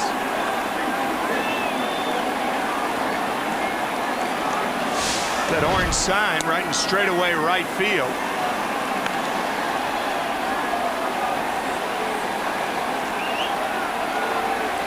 The Giants are considered the Yankees of Japan. 0-2 now on Sierra. And their ratings have suffered since the exit of Hideki Matsui. Still doing very well in the television end of the business, which is our concern here at Fox. Let's be honest. Of course. Time called at the plate. Matsui's figured out that right field wall, though. He just kind of leans back and he tomahawked that ball over the wall and right. that short porch here at Yankee Stadium. 1-2 pitch. 2-2. Only the 7th home run of the year for Hideki. He had 16 last year after hitting 50 his last year before leaving Tokyo. 2-2 to third, and Wigginton got the high hop before it took a little short hop. 2 out. Let's go to Los Angeles. Jeannie with a game break. And Joe, I ask you, what does Jim Thome have to do to get more All-Star votes?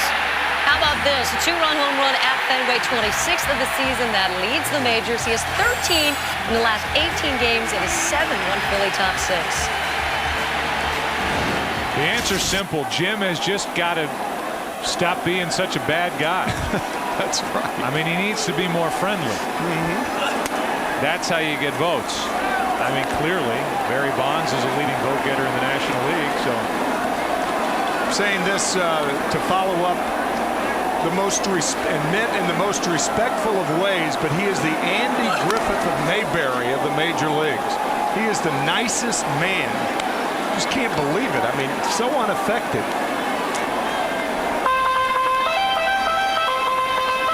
I understand he is 4th in the voting.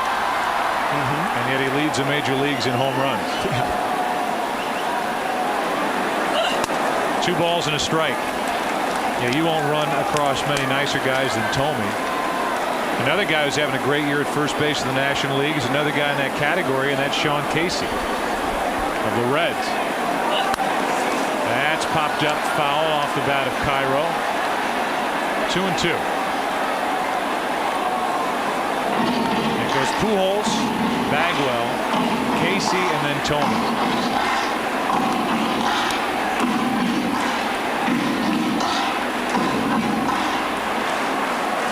Sean Casey hitting .357 to lead the National League. Matsui is homered here in the inning. It's an 8-3 game, and Leiter brings home a 2-2 to Cairo. Should end the inning. Shallow left center, Matsui. Inning over. A home run by Hideki Matsui. It's an 8-3 score. Back after this from your local Fox station.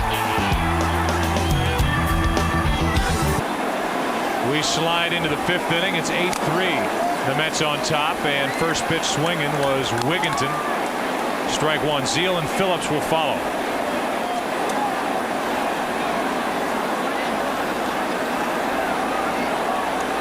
The Mets have lost their last 7 games to the Yankees.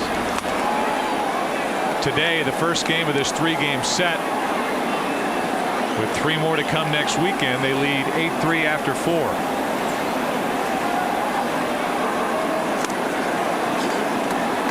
Two balls and a strike. I think what would be a real eye-opener to the Mets season would be to sweep the Yankees. Unheard of? Well, not necessarily. Difficult to do, obviously. And a matchup of Traxel and Contreras, and you don't know how Contreras is going to pitch tomorrow after the kind of week he's been through, and really the season that he's been through. Traxel's been very good. And then Messina and Ginter will pitch on Sunday night. Pretty good pitch from Sturtz. Doesn't get the call. It's a full count. There's Jose Contreras.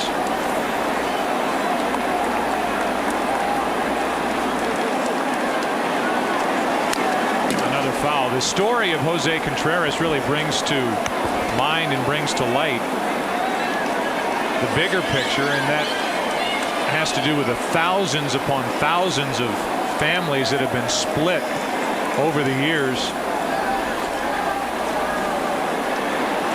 As Wigginton just got out of the way of that pitch, the ball hit his bat. It's a foul tip. 3 balls, 2 strikes. Fidel Castro's reign has been almost 50 years now, and over the years people have been split from their families with very little word of how things are going back home, and maybe getting a letter. Mom passed away 2 weeks ago. Never getting a chance to see the family again or visit a gravesite. As Wigginton strikes out. We talked with Roberto Gonzalez Echeverria, who's become a good friend of ours here in the booth, coming to us and joining us in the booth weekend after weekend up here in New York, Yale University, and the chairman of the Hispanic department, the Spanish and Portuguese department at Yale. And it was really his point, and it's well taken, somebody who's an expert on Cuban baseball and baseball in the Caribbean, talking about that very aspect. And so while it's a tremendous story for Jose Contreras and everything that's gone on in his life and for his wife and for his 2 daughters, you think about so many families that don't get that opportunity. The 0-2. Zeal stays up there, and the count stays no balls, 2 strikes.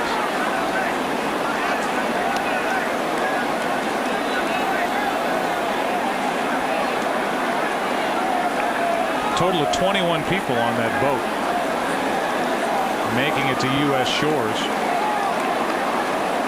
And generally when that happens, they're allowed to stay. 1 ball, 2 strikes.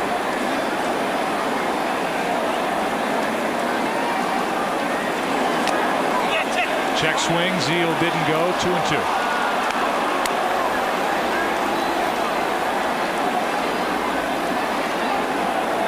I think everybody with the Yankees figures and hopes that it will be a more relaxed Jose Contreras and maybe a more effective Jose Contreras after being reunited with his family. There's a base hit into left. Zeal is on, 1 out. We talked with Art Howe moments ago before the start of this 5th inning. Art Howe, the manager of the Mets, first of all, a great start to today's game, and you have to be excited about finally getting a good look at your team the way it was supposed to be coming into this season with Reyes and some of the names back in your lineup. Yeah, we're healthier now than we've been for quite some time. We still have a couple guys, Garcia and Wilson, that are still out, but we're feeling pretty good about the lineup we're able to put out there on a daily basis now. Art, you saw Richard Hidalgo as a 15-year-old when you were managing with the Houston Astros, and you said he was just an electrifying talent. Yes, he was. Everybody in the Astro organization was very, very high on him, and they couldn't wait for him to grow up a little bit. He has. Everybody talks about, from the player's perspective, this is a big hassle, this series, but you feel the electricity in this ballpark. I know it's fun for us. Can you have any fun during this series? Yeah, when you win, it's a lot of fun, I guess. But last year we had our problems, so hopefully we can get some W's this year in it. And yeah, it's great for the fans. The fans of the city, they're all pumped up for it. Art, good start to this one, and thanks for the visit. Thanks, guys. That's Art Howe, manager of the Mets. Here's a double play ball off the bat of Phillips, and right on cue, the top of the 5th is history. 6-4-3 to end the frame. Bottom of the 5th rolls in. Top of the order for the Yankees. They have to get to work. They trail by 5. Go into the bottom of the 5th inning, top of the order for the Yankees, and they find themselves down 8-3 to Al Leiter and the New York Mets. John Franco is wearing an earpiece and a microphone on his uniform top and has been kind enough to join us during this frame, and we will talk to John after this first pitch to Bernie Williams. Ball 1. Hey, John, thanks for doing this. Sure, no problem.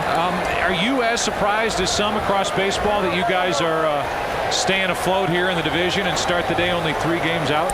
I'm not very surprised. I mean, we've always had the talent here. It's just a matter of going out there, keeping some healthy bodies out there. And basically our pitching has been carrying us all the way up until now. So hopefully our hitting will come up and take a little bit of pressure off the pitching staff. Yeah, that was going to be my next question. I mean, as surprising as the Mets can be as a team, you could talk to diehard baseball fans and say, who leads the major leagues in team ERA? I don't know that the Mets would jump out of anybody's mouth. No, I don't think so. I think we surprised a lot of people, and that's a tribute to Rick Peterson's come in here, and he's done a tremendous job with everybody here. Especially the starters, Tom and Al and Steve Traxel and Gittner. Those guys have been pitching great. And then in the bullpen, Looper and Ricky Vitalico have been pitching steady, and Stanton also. So those guys have been doing a great job. John, in what way is Rick different from other pitching coaches that you've worked with? I just think Timmy just keeps it simple. He has some great ideas. He looks at film unbelievable. I mean, like this Yankee series, he'll ride the bike for 40 minutes and watch every at-bat for every hitter on that team. And then when we have the meetings, he'll break down everything about swings, certain swings. With certain pitches, he won't change their mechanics too much. He'll just try to suggest something and try it a certain way. So everybody kind of adapted to his ideas, and it's kind of worked. I can't imagine John Franco getting into Zen philosophy and all that other stuff. I mean, you're kind of leaving that stuff off to the side, aren't you? Yeah, we'll see. Who knows? We'll see. Come on. Of all the bullpens that you've inhabited during your long, and I mean long, Major League career, how does that Yankee Stadium bullpen rank? Oh, they're very good. I mean, whenever you have Mariano closing. No. I don't mean them. Here. I mean, how physically is it out there with fans and all that? Today's not too bad. I think it's more family-oriented today out here. I think last night, if we would have played, we would have heard a lot. And I think tomorrow night we're going to hear quite a bit, too. So over the years coming here, we had our share of number one signs thrown at us, but we've been fine. Derek Jeter plugs the gap in right center field. He has a one-out double. You know it's Jeter's birthday, John. Are you excited about that? Happy birthday. Isn't that great? He got a hit for his birthday. I hope that's where it ends. That's it. It's his 30th. What were you doing when you were 30? Let's see. It's my first year with the Mets, 1990. So, and my buddies are throwing sunflower seeds at me. They're just jealous that they're not on TV with That's you guys. right. Well, you're the only guy we wanted to talk to down there. I certainly don't want to talk to Batalico. Yeah, Batalico and Stanton, they're just jealous right now. Yeah, well, that's all right. I made mention of it earlier, and I'll just ask you since we've got you on, and I know you won't answer it, so this is basically a waste of time. Okay. I'm going to ask it anyway. As Alex Rodriguez is at the plate, there are a lot of guys in your team that if you guys fall out of it would be, I think, pieces that would fit in nicely, even here with the Yankees. If that was ever presented to you, would you ever even consider that? I leave all my options open. Okay. There you go. All right. Fair answer. Fair answer. Lafayette High School, Brooklyn, New York. I mean, you're not going to move out of this city, are you? Oh, no. I'm here to stay. And in fact, my boy right now is involved in a Little League All-Star tournament, so I get a chance to watch him occasionally. So, and my daughter plays a bunch of tennis, so I'm home quite a bit, and I'm enjoying the heck out of it. I mean, I've been here for 15 years, and it's been great. 0-1 the count. That's outside. A ball and a strike to Alex Rodriguez. I know you're. We're looking right now, and I know you can't see it, at a picture of you at St. John's. Yeah, little what do skinny you guy. think you look like? I'm sorry? I said, what do you think you look like? You look like you're 11. Yeah, St. John's. Yeah, there's a little skinny thing there. I didn't know about weight training when I got to St. John's. That's ripped foul down the left field line, and a great catch by the little ball guy down the left side. I was just getting on him yesterday about not making a play down the line. He made a great play. Really? Hey, that rainout last night couldn't have hurt your bullpen after all the work you guys got against Cincinnati. I'm sure a night off was welcome. Yeah, we've that extra inning game on Wednesday night, and then yesterday. On Thursday. Really, all the guys kind of could use a day off. Myself, Stanton. Ricky, I mean, everybody could use a lay. I mean, then we just got Ober Marino back, so that's a fresh arm out here also. So we're well rested today. 1 ball, 2 strikes. I only have one question left. Runner at second, 1 out. Al Leiter trying to get through this 5th inning. He's got a 5-run lead.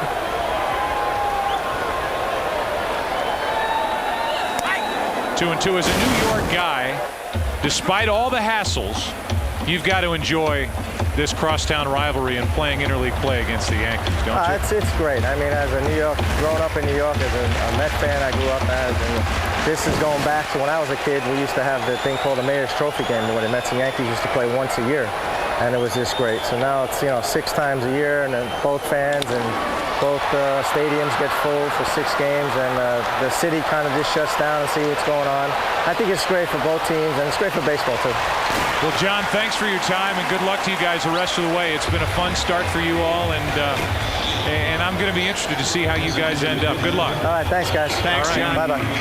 It's John Franco, and our thanks to John. We, as a network, whether it's us or ESPN or the local Fox affiliates or independent channels, we only ask, we don't tell.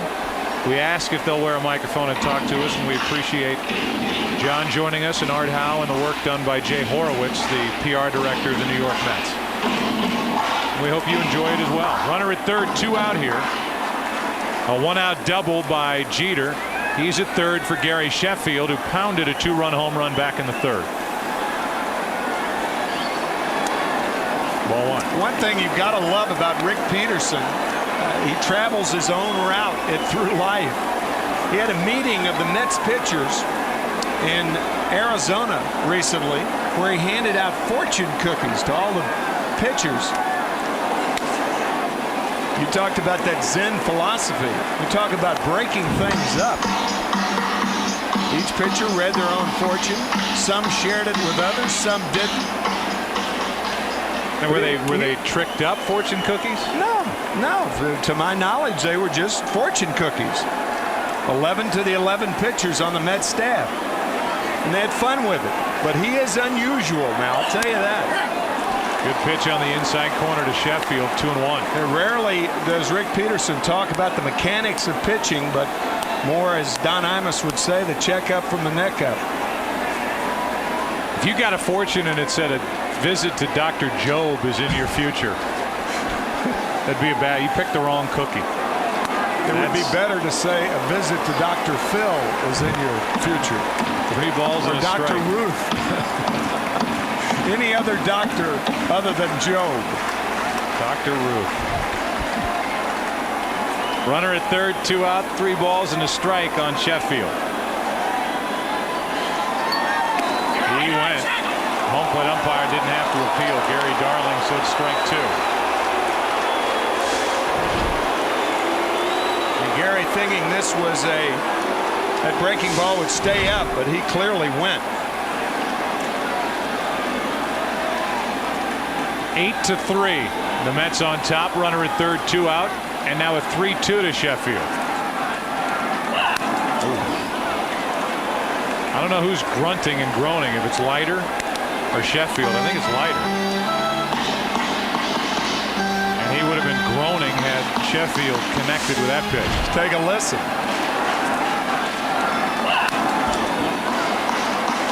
That's Leiter. You know that grunt anywhere, right? Absolutely.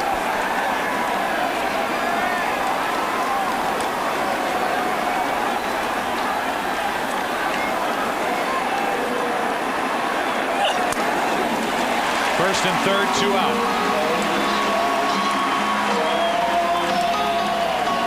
Our jury virtual verdict question. Who would you rather be for a day? Jeter, Rodriguez, or Piazza?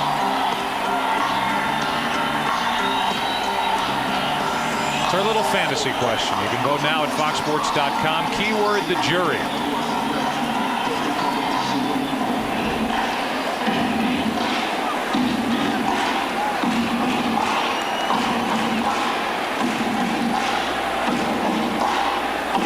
We will not be accepting write-ins.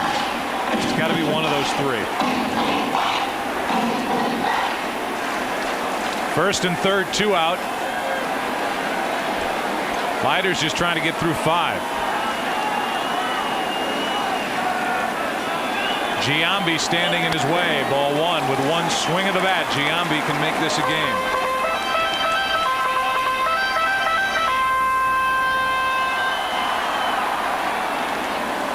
Jason 0 for 2. A-Rod 0 for 3.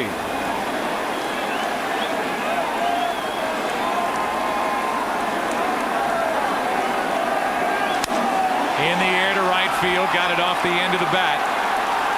And Hidalgo puts it away to end the inning. 2 left by the Yankees. We go to the 6th. Top of the order coming up for the Mets. Metsies. They lead at 8-3.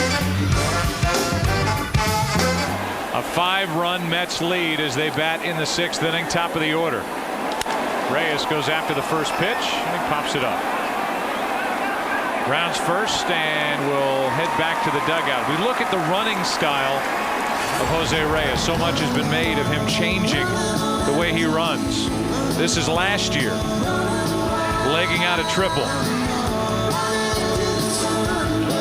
And this year, whether it's the hamstring, the back, or just making a concerted effort to run differently, he doesn't seem to be getting around the bases nearly as well. No.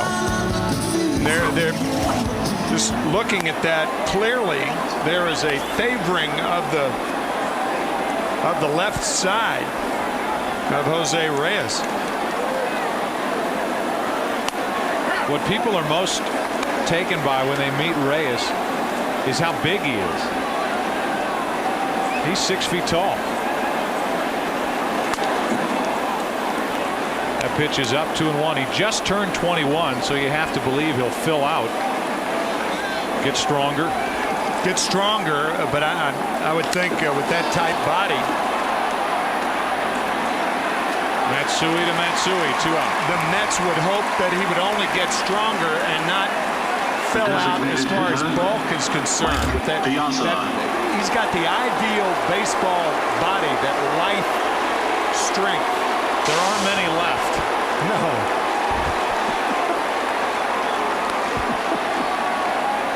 Mike Piazza with 2 out and nobody on.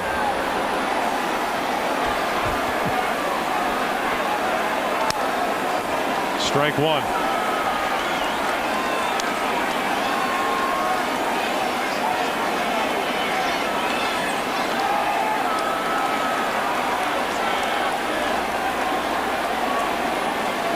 With the bases empty, 2 out, Piazza takes ball 1. If you're the Yankees, in particular Tanyan Sturtz, this is one of those pat on the back, go get him, big guy. He's going to have to get some outs and eat up some innings with a day-night doubleheader coming up tomorrow.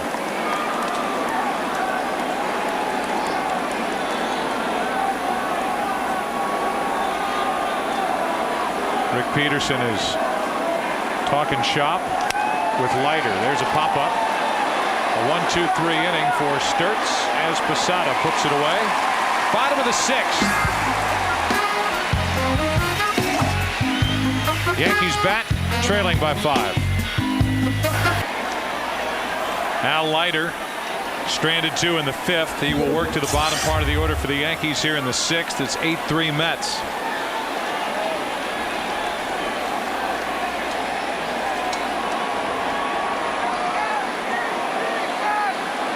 Leiter is a 21-year-old. Was pitching for the New York Yankees. That was back in '87. Traded to Toronto for Jesse Barfield in April of '89.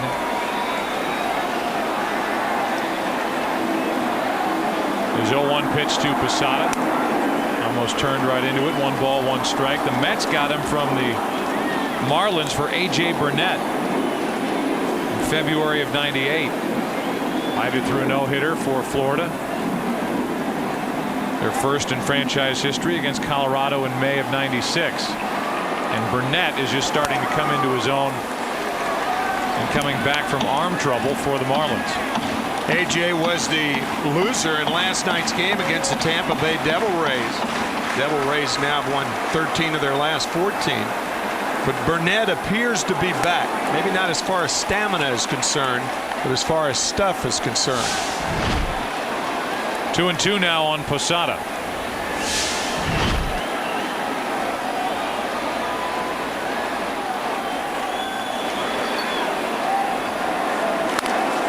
Keeping it inside and Posada ripping it foul. Jorge today is 0 for 3. Yankees had a chance to jump out big in the first inning. Put their first 2 on that had bases loaded, only 1 out, but Giambi struck out looking on a 3-2 pitch, and Posada tapped back to Leiter. That's a foul ball.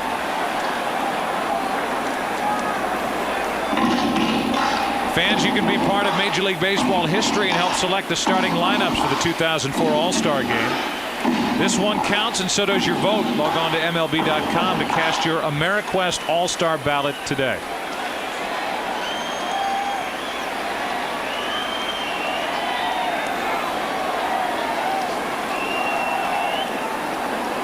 Leiter works home a 2-2 pitch.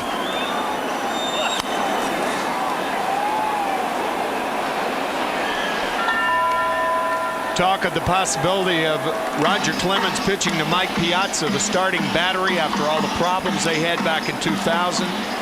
Roger Clemens hitting Mike Piazza in the head on July 8th, 2000, then the bat incident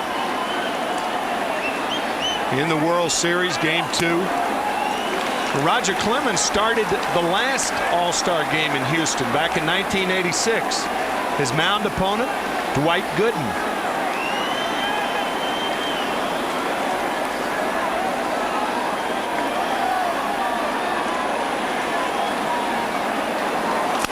That's foul. We talked to Mike Piazza about that possibility, and as Posada goes to get a new bat, let's hear about Mike and the potential to catch Roger Clemens in the upcoming All-Star game.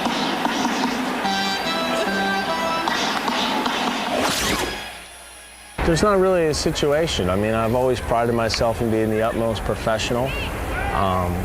You know, I think it's his moment. I think he deserves, you know, all the accolades and attention he's going to get. And you know, if I'm part of that, which it seems like it's going to be, then I'm looking forward to it. And I'm going to do the best I can, you know, to not only help our team win, but, you know, him and all of our pitchers to do well. So I never think that that's an issue. Handled very well by Mike Piazza. And I know to the two of us, that doesn't surprise us at all. A very classy guy. And after getting the record this season for home runs hit by a catcher, he is trying to make the transition to first base, and there have been times where it hasn't gone very well. Struggling with the footwork. Struggling just to feel comfortable over there as Matsui flies to left. Floyd with the glasses on. They're not on his hat, they're on his face. 2 outs.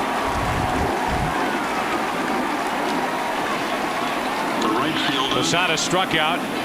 Matsui flies out. And our Budweiser Fantasy Player of the Week is Edgardo Alfonzo.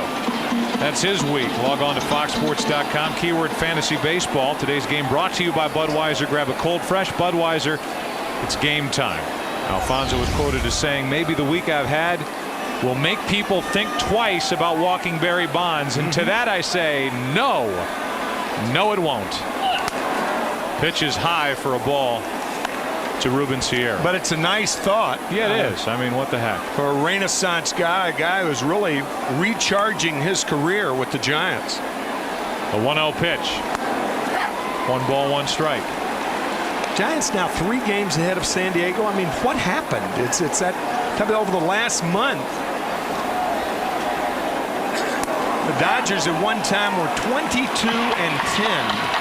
And since that time, they've been playing 9 games under 500. We were there last Saturday. They were in first place. But a 4-game sweep by the San Francisco Giants will do that to you. And then they lost last night. The Dodgers did to Anaheim. 13-0.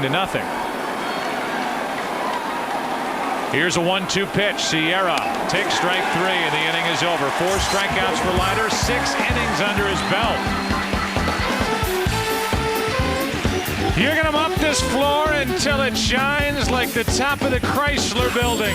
It's 8-3 back after this from your local Fox station. 1-1 to deep center. Gone. Home run Floyd. That makes it 9-3 Mets in the 7th.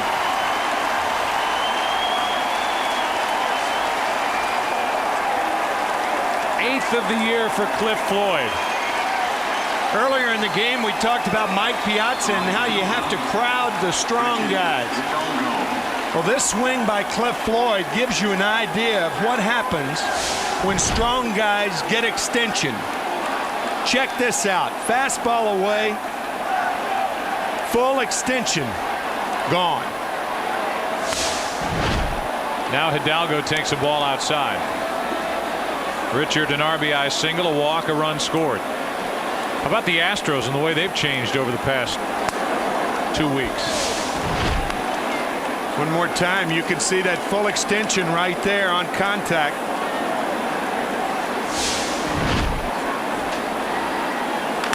Back to Sturtz.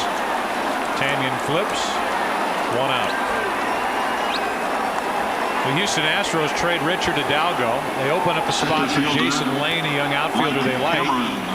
Now they pull off their part in a 3-way trade. They land Carlos Beltran.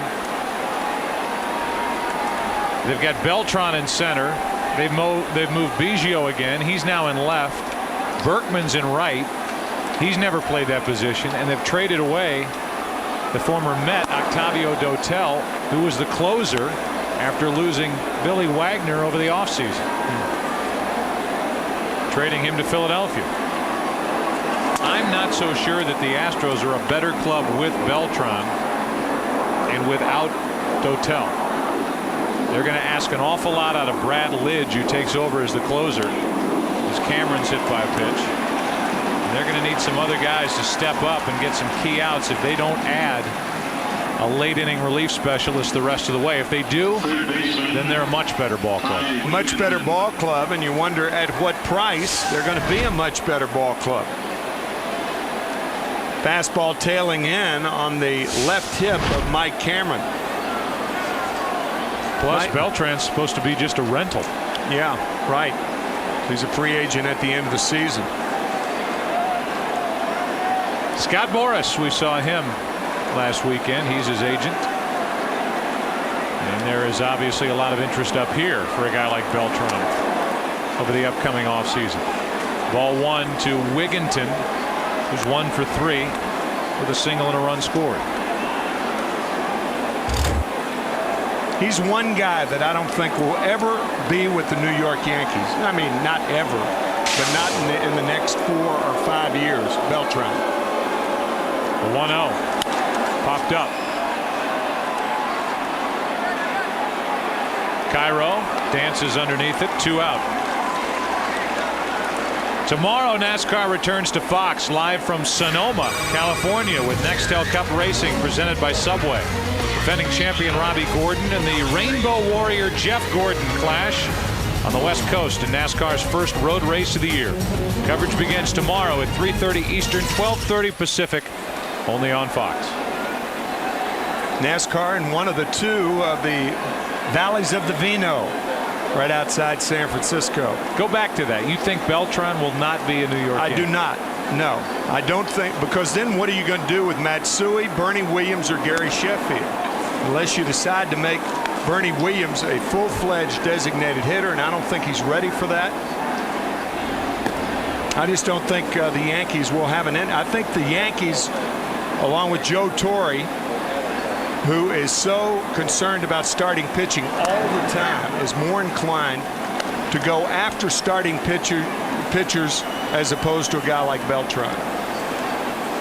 Joe Torre has 4 rings, and he'll tell you he won championships with pitching. And in particular, the guy at the end of the bullpen, Mariano Rivera, but solid starting pitching. Something the Yankees covet right now. Yeah, I mean, that could change if a team like Boston was interested in Beltran, because the Yankees are more inclined to make deals to keep players away from other teams as much as they are to acquire a player. Brian Cashman has said as much. That's an expensive game of keep away. Oh, it is. Bernie Williams is on that list. Yeah, right. He almost became center fielder for the Red Sox a few years ago.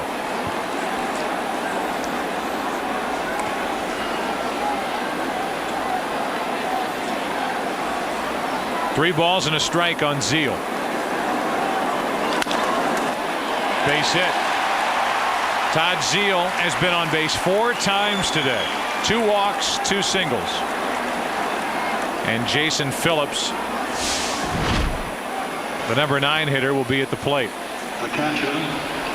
Todd Zeal, who has said this will be his final year in the big leagues, a career that started back in 1989, being called up by St. Louis. And the question is not what will he do when he hangs it up, it's what won't he do. He's got his hand in everything, including a movie production company.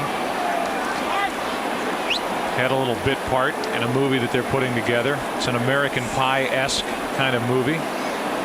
And he played a bum named Mullet, the movie Dirty Deeds. A little tap back to the mound. Can we get that headshot up of Zeal as we go to break? Can I do that? Can I produce and direct from up in the booth? No, guess not.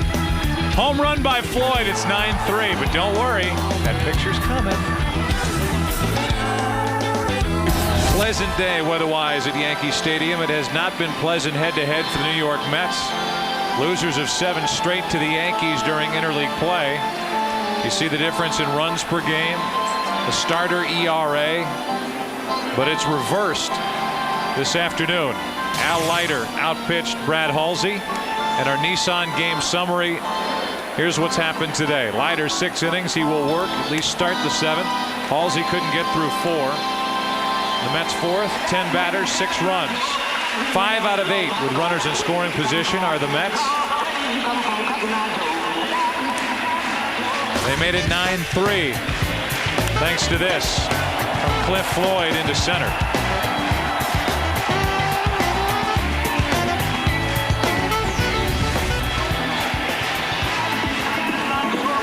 Two home runs hit by the Yankees today, one by Matsui, a 2-run shot by Sheffield, and that's it against Leiter, who is up over 100 pitches for the day. There is action and help getting ready in the bullpen for the Mets if they need it. Leiter will work to Cairo, Bernie Williams, and Derek Jeter. Ricky Bottalico's getting loose.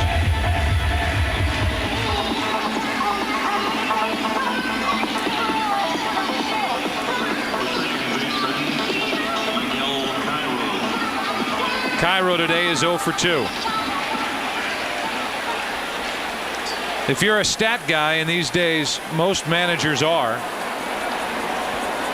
Miguel Cairo is in a good position with the Yankees as he started the season splitting time with Enrique Wilson. But the statistics say that when Cairo's in the starting lineup, the Yankees have a winning percentage of .727, 24-9.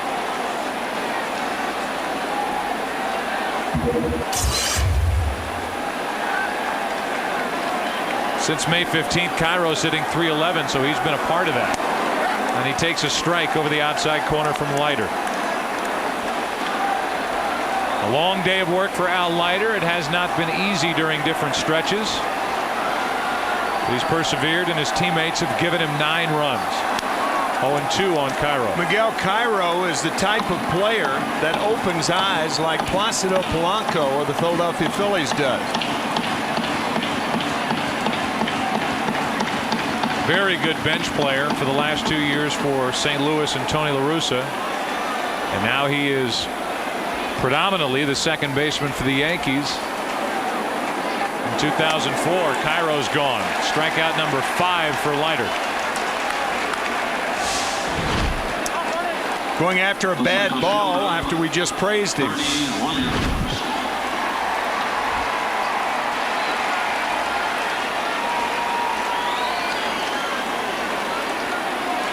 Bernie Williams now is 1 for 2 with a double, a run scored. He's flied out and walked.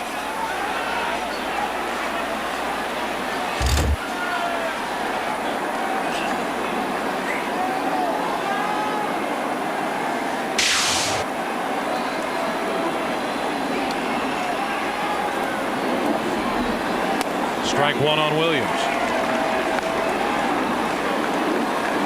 Al Leiter in search of his 3rd win of the year against 2 losses. Tendinitis in his left shoulder, was on the disabled list since then. For the month of June, he's had a 1.52 ERA. Talking about the semi-far-fetched idea if they are happening, perhaps, if the Mets were to sweep the Yankees in these next 2 games, a split doubleheader tomorrow, and having Steve Traxel, a tough right-hander, go against the unpredictable Jose Contreras. You know what'll happen if that happens? 2 overreactions. One by the Mets, the other by George Steinbrenner. And you can bet on the latter. That's really why a lot of these Yankees kind of roll their eyes when these series pop up, because the pressure is squarely on them. Yeah.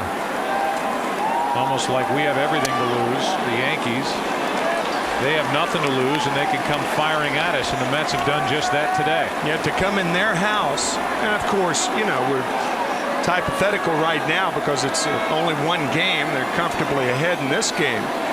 But if that were to happen here at Yankee Stadium, It would be the overreaction that would be the interesting part, because the Yankees would not be losing and swept by an ordinary Major League team. Williams walks. Jeter coming up. Brought to you by Pepsi Fan Cam, a tribute to the man who turns 30 today.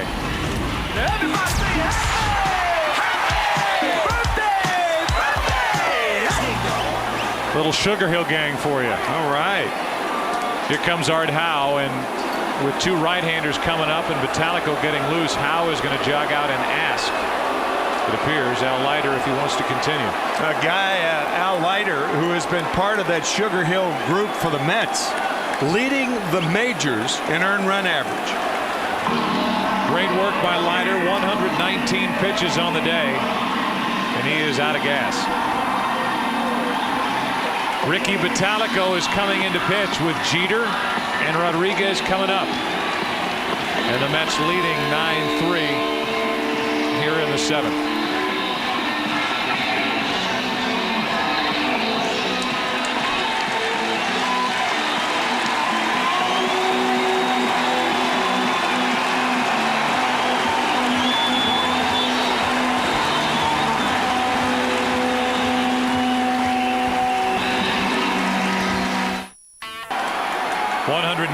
Pitches for Leiter. Got into the 7th, leaves with a man on and one out. Talking to Glavine as Vitalico misses with ball 1.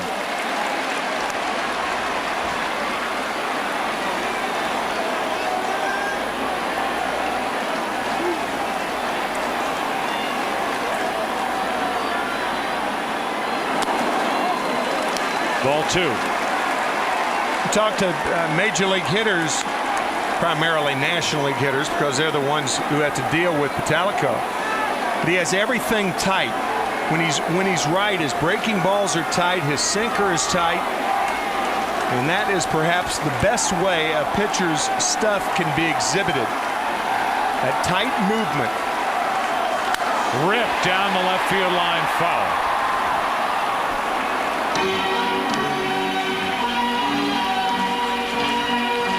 The captain of the Mets, John Franco, is getting loose here in the 7th.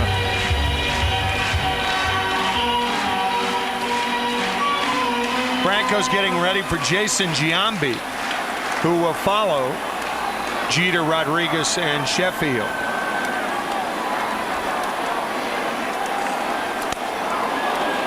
Jeter did not go. It's 3-1.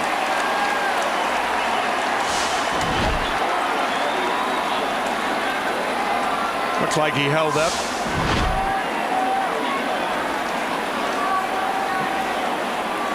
Yankees have come from behind more than any Major League team, but they are straight uphill this afternoon, trailing by 6. That puts 2 on.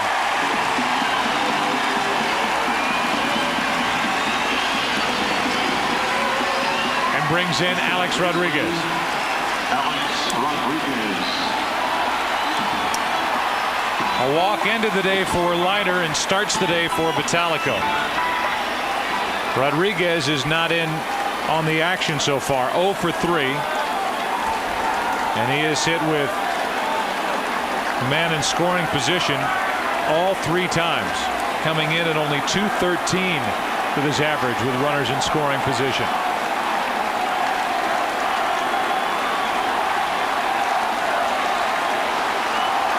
Strike 1.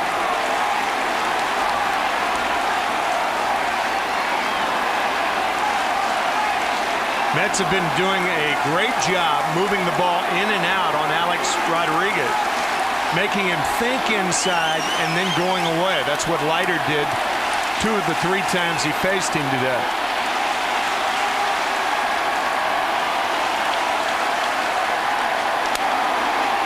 That's out of play. Some of the Met veterans have talked to Vitalico about toning down a little bit, not getting so excitable. He has a tendency to let situations get the better of him. He's got good pitching stuff. And instead of getting hot and fuming, trying to come back with a good pitch.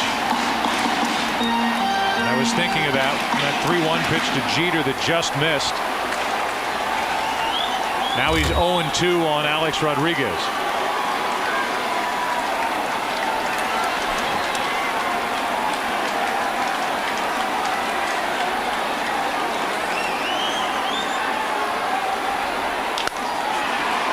Might. Will. End the inning. 6-4-3 from Matsui to Reyes. That double play combination gets the Mets out of trouble in the 7th. First pitch to Jose Reyes from Tanyon Sturtz is a strike. After this game, the Yankees, win or lose, will appreciate the work done by Sturtz. He's working his 5th inning, 4th full, trying to save the bullpen with 2 games tomorrow between the Yankees and Mets. Reyes is 1 out of 4 with an RBI single, a stolen base, and a run scored. You mentioned that 3 or 4 innings ago that Sturtz would be called upon to do that, and that is exactly what he's done today. Jeter right on the second base bag, takes it. Reyes 1 out of 5. The shortstop, Kaz Matsui.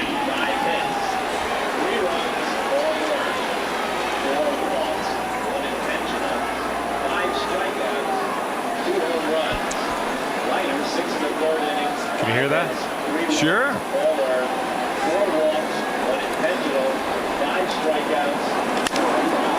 Base hit up the middle by Matsui after the official scorer. Like a pilot on a plane when you're tired, repeats what he says. The designated hitter, and it's 1 on, 1 out. Next Saturday, the games begin at 1 Eastern, noon Central. The Yankees at the Mets, the White Sox at the Cubs. Check local listings for the game in your area. We'll take this traveling show to Shea Stadium and the other at Wrigley. Here is Piazza, 1 on, 1 out. Mike's had a nice day. He has 2 hits and 3 trips plus a walk, an RBI, and a run scored.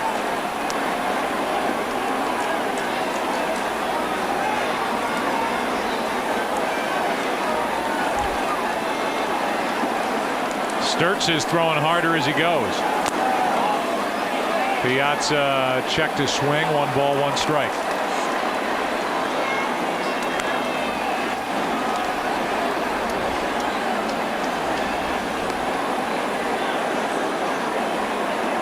Upcoming games, the next 4. The Yankees at the Mets. Cubs at the Cardinals. Then we'll have the 75th Major League Baseball All-Star Game on July 13th, the Tuesday night from Houston. And then the Phillies at the Mets. Where will the Mets be sitting in their division 4 weeks from now? Piazza comes up empty, 1-2.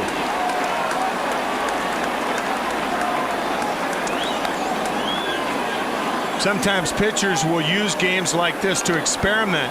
That appeared to be a splitter from Tanyon Sturtz, and a good one. You don't have the luxury of doing that during the season. Often that's spring training games. That's what they're for. Piazza got out of the way. And the crowd reacting like they did about 4 years ago, when Piazza was hit in the head by Roger Clemens as part of that day-night doubleheader. The 2-2. 2 out. Piazza going after a ball out of the strike zone. But you know, when that happened, Joe, I didn't think about it until later that with the split doubleheader, Piazza caught the first game. He was a DH in the second game. And when players have had a chance to catch a game, have a meal, even though it's a light meal, and then play in a game that night, that you're lethargic and you don't get out of the way of balls that you normally would get out of the way of. I think Mike Piazza on any other night would have gotten out of the way of that ball thrown by Roger Clemens. As it stands, he didn't, and the controversy remains. And here it is, less than a month away where he will be the battery mate in all probability of Roger Clemens. That's going to be it for Tanyan Sturtz. With Cliff Floyd coming up, a chance for the Yankees to see if Felix Heredia can get it together. Sturtz gave the Yankees exactly what they needed. He took over in the 4th. He gets the game into the 8th. Although Joe Torre hasn't made the signal yet to the bullpen. Maybe waiting for Heredia to get a little more work in the bullpen. Now talking to Gary Darling. You expect the move, and here it is. So trying to buy a few more pitches for Heredia. Felix is coming in the game. Sturtz a nice job out of the bullpen today for the Yankees.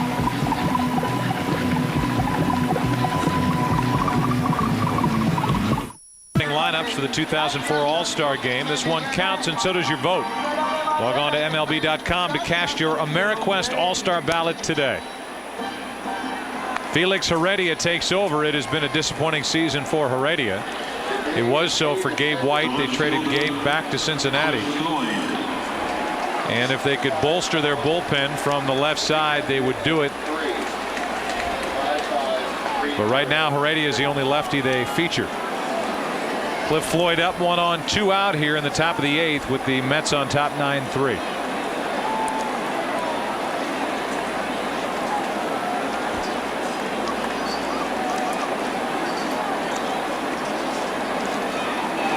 Strike 1 on the inside corner. They got Heredia late last year and liked him enough to sign him to a 2-year deal.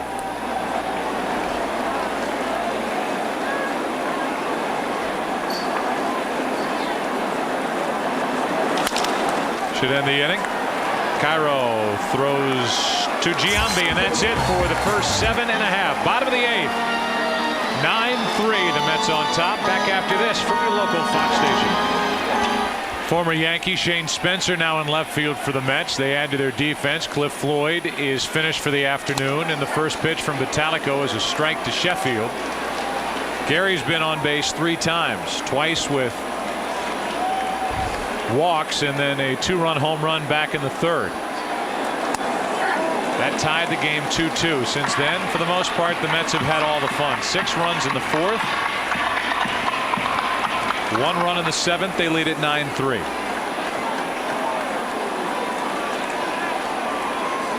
Luis Sojo is a third base coach now for the Yankees, and he is way out of the coaching box, and why not? He is defenseless out there. What a valuable player he was, pardon me, for the Yankees, driving in the winning run in the 2000 series against Al Leiter.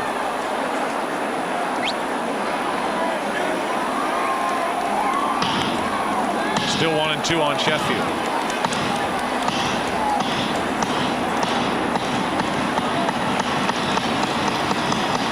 Sheffield should get to the 400 plateau in the home run department this season. He's at 390, including 1 here today. He takes ball 2. We've talked about it some, but Joe, I did not expect the Mets pitching to be as good as it's been through the first 70 games of the season.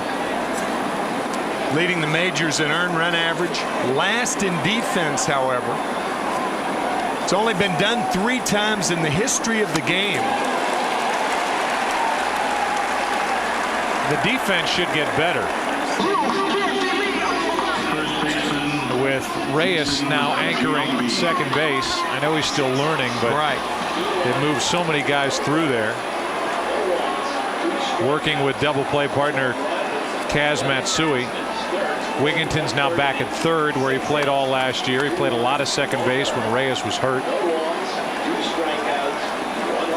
And lately, Piazza's been away from first, DHing in this series. Doing a lot of catching this past week. That's outside. For ball 1 to Giambi as the Mets put that shift on. The only team to have done it, to lead the majors in earned run average and be last defensively, were the Dodgers. 1927, 28, and 85. Remember the 85 team with Pedro Guerrero at third, Mariano Duncan at second base, along with Steve Sachs. That famous clubhouse meeting held by Tommy Lasorda when Pedro Guerrero was asked what he was thinking about before the hitter hit. The idea that every infielder has to anticipate balls hit to him. Pedro said, first thing I think about is I don't want the ball hit to me. Good play by Matsui here on the other side of the bag. 2 out. Second thing is I hope the ball's not hit to Steve Sachs. The catcher. Hit well. Nice play by Matsui. Ball was hit so hard, Matsui had to wait for Zeal to get to the bag. He was playing so deep with Giambi up.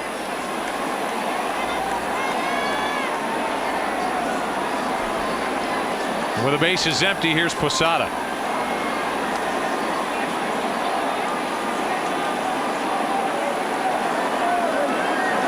Vitalico did a nice job last inning. Did walk the lead man he faced, put 2 on, but got A-Rod to ground into a double play, then retired the first 2 here in the 8th.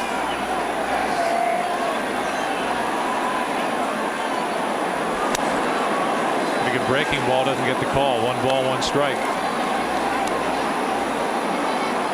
Vitalico, who started the year in the minor leagues, and for a guy who has been the closer for a number of different teams, Kansas City, Philadelphia, St. Louis. Sure, he had to swallow a little pride to do it. As Posada is hit by the pitch.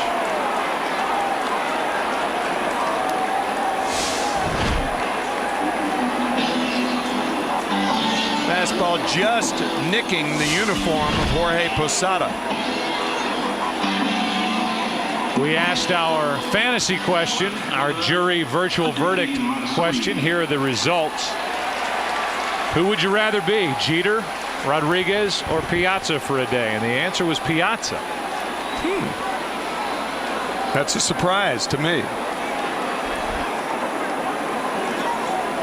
Rodriguez coming in a distant third as Matsui takes a ball. Been wondering what Steve Horn's been doing here in the booth all day, and now I know, logging on and casting his vote to beat Piazza. A 1-0 outside, 2 balls, no strikes. There he is. 2-0 on Matsui, who's homered. 1 out of 3.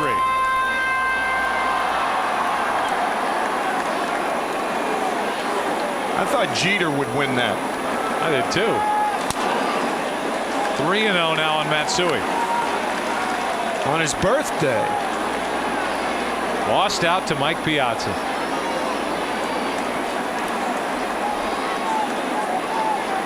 Vitalico has to throw a strike, and Matsui has to take at least 1.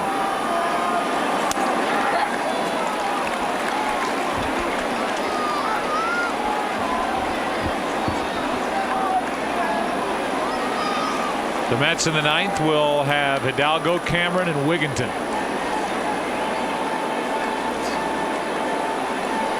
The 3-1. 2 on, 2 out. Second walk by Vitalico. That'll bring in Sierra. Right fielder, Ruben Sierra. And there's now one Met fan that's watching this right now who's not thinking about the possibility of Ruben Sierra getting a hold of one and making this a 3-run game and thinking nothing's ever easy, especially against the Yankees. I was thinking the same thing. Now here comes Rick Peterson, who is thinking the same thing. It's one thing for a team to hit their way back into the game, but when you present them with opportunities to get back in the game, that's a different story. And that's what Vitalico has done here in the 8th inning. The closer for the Mets, Braden Looper, is getting loose.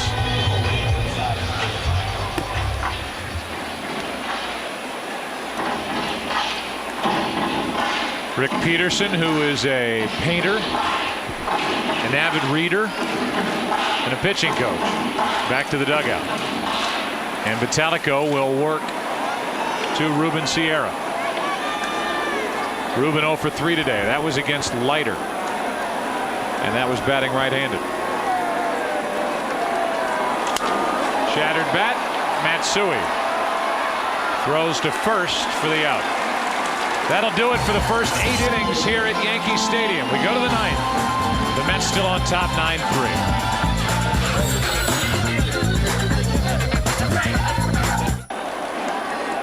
We go into the 9th inning, and Felix Heredia will work to Richard Hidalgo, then Mike Cameron, then Ty Wigginton. Base hit. Pitch was up, and Hidalgo jumped all over it.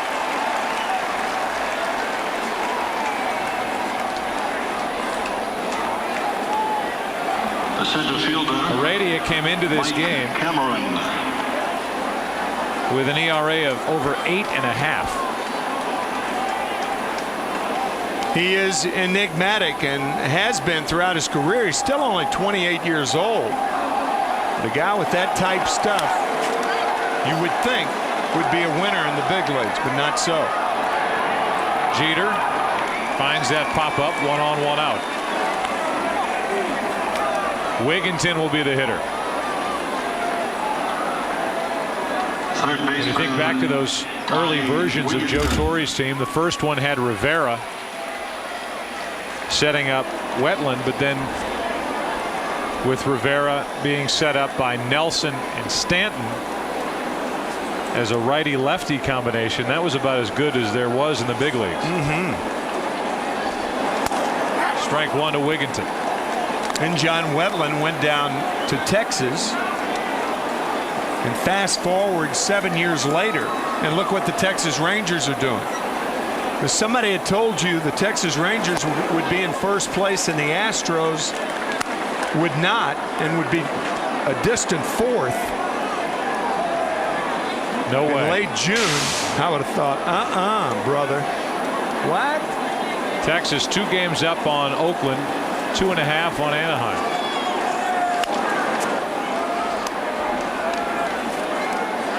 San Francisco's opened up a 3-game lead on San Diego. Florida only 1 game better than Philadelphia, although that will change. Philadelphia's getting a great game today after losing at Boston last night. That'll be a half game. And Florida all of a sudden is dealing with a red-hot Tampa Bay team.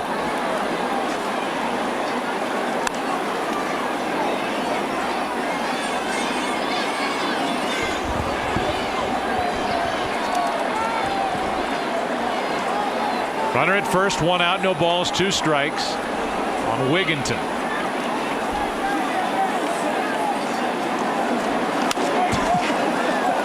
What?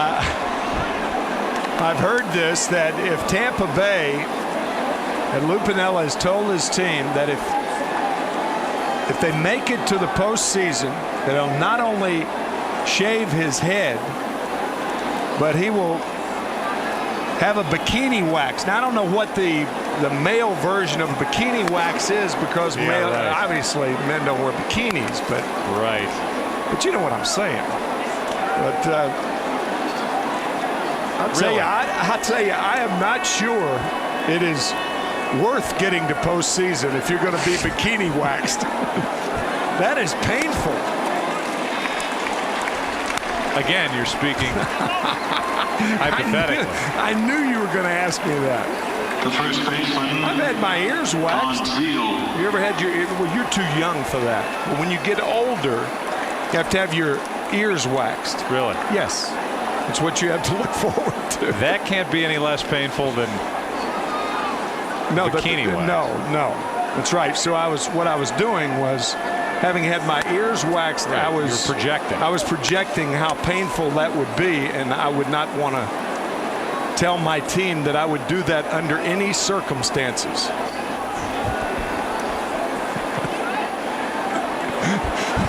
That's up and away 2-0. Is there anything I could present to you that if it were to happen? No.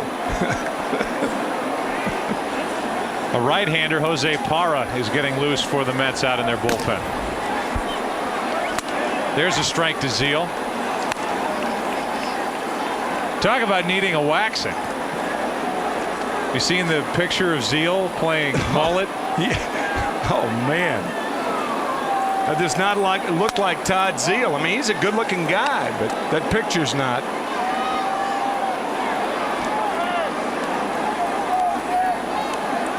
There's the regular Todd. And there's Mullen. That's Todd Zeal. No. And that's another walk. Zeal on base 5 times today. Get away, Mullen.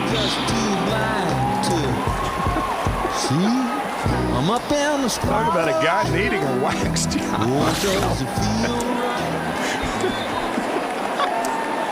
Here's Phillips. The Mets have been handed 6 walks today, 5 by the starter Halsey.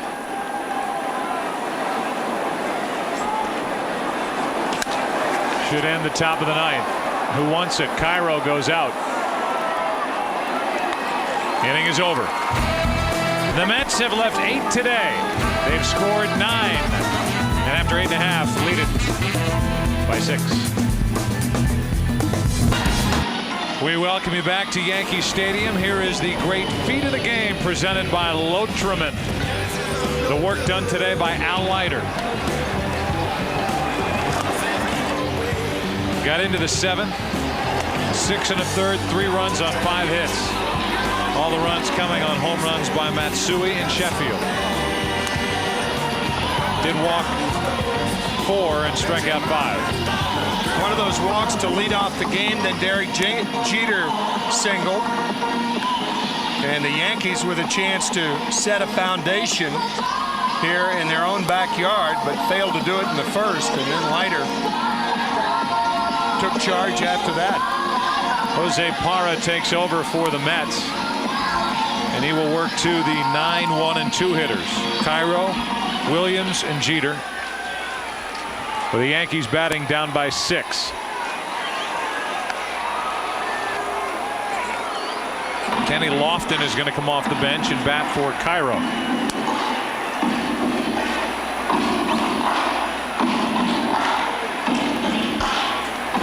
Lofton made a terrific defensive play in Baltimore this past week, catching a ball up against the wall in center and throwing a runner out at second.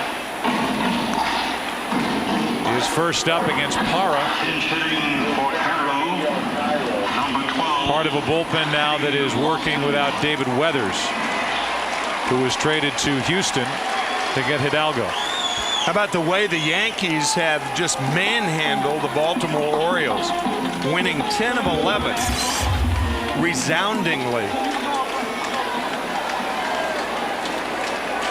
Lofton hitting .282.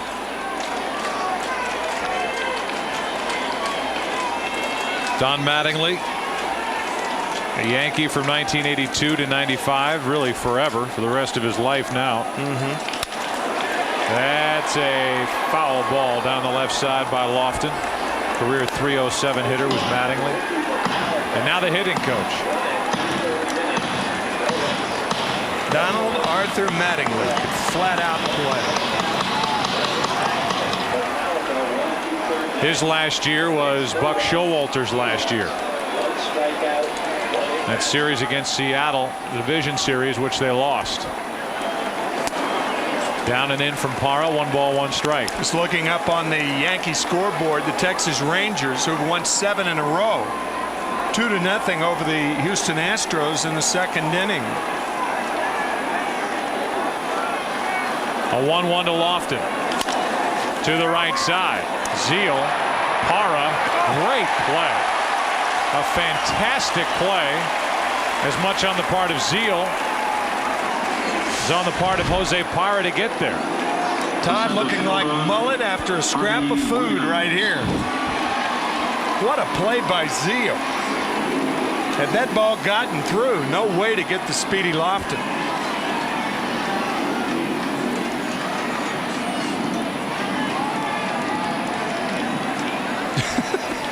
There's Mullet. 1 out, nobody on for Bernie Williams. Bernie's only been retired once. He's 1 for 2 with 2 walks, a double, and a run scored. Yankees down to their final 2 outs. A day-night doubleheader here tomorrow.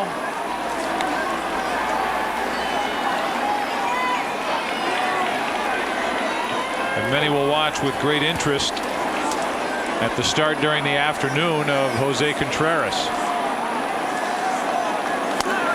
That's up and away. Dodgers with an early lead over Anaheim 3-2. It's 2-0 here on Bernie Williams. 9-3, the Mets on top.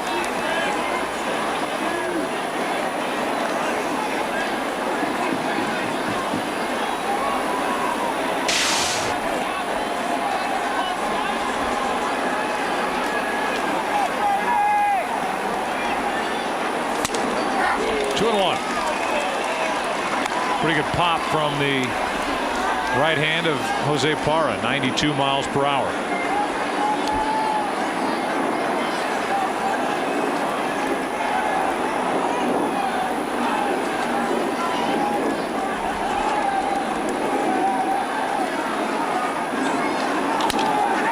To the right side and through it. A 1-out hit for Bernie Williams. The Mets bullpen has a mixture of young and old. They've got 3 veterans in Vitalico, Franco, and Stanton.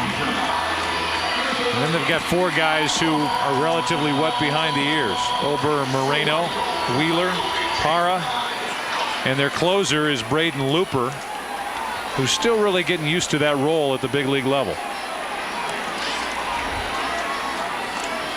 First time we've seen Parra, but he's got a countenance on the mound, a presence that's reminiscent of Mariano Rivera. Of course, not the stuff, but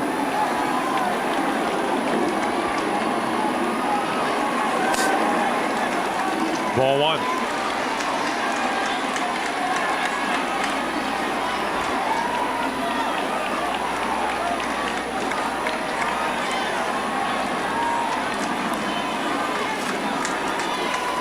Jeter has 2 hits and a walk on his birthday. There's a strike. 1 ball, 1 strike. Looper was up last inning, now just seated and watching.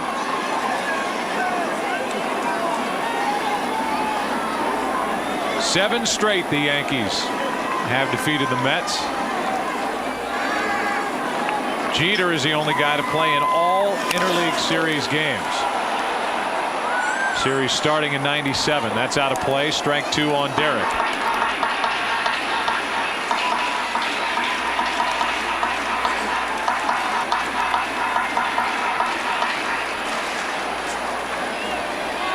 Taking what they're giving 'cause I'm working for a living. 42 consecutive games played against the Mets for Jeter. And on top of all this, in that 2000 World Series, the MVP of that set. And the 4-1 victory over the Mets.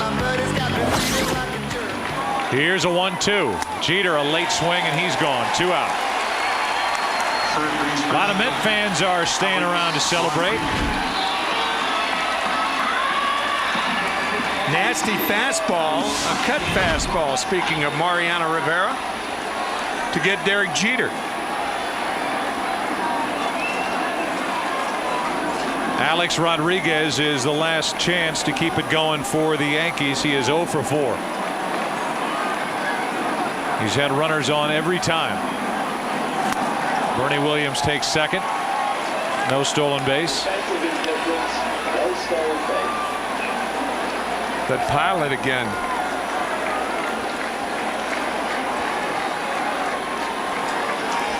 Runner at second, 2 out, no balls and a strike on the hitter Alex Rodriguez. 0 for 4 today with runners in scoring position. Another chance. The "Let's Go Mets" chant not being drowned out very well this time.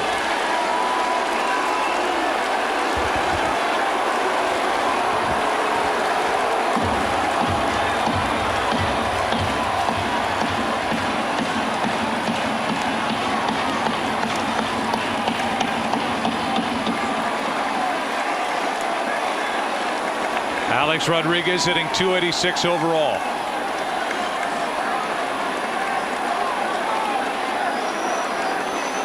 Parra trying to close it down.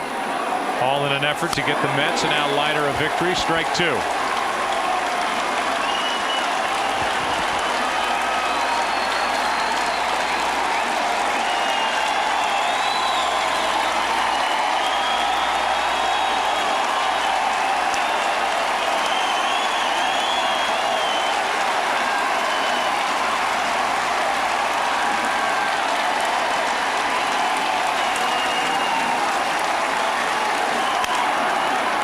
Zeal. The game's over. 0 for 5 with runners in scoring position for A-Rod today. The winner's Leiter. The loser was Halsey, now his first major league loss. A 3-hour, 21-minute game. And the Mets have all the fun today, winning here at Yankee Stadium 9-3. That means that the Mets are at the moment 2.5 games out behind Florida. Phillies only a half game out. The AL East, both New York and Boston losers today. More information on today's game and for the latest information on Major League Baseball, go to foxsports.com. For Tim McCarver, I'm Joe Buck. So long from New York. A long day of baseball here at Yankee Stadium, and the Mets are back at the 500 mark. They defeat the Yankees 9-3. Coming up on the other side of my voice, Jeannie Zelasco and Kevin Kennedy. They'll have it from the Fox Television Center. From all of us in the Bronx. So long until next week, Yankees and Mets.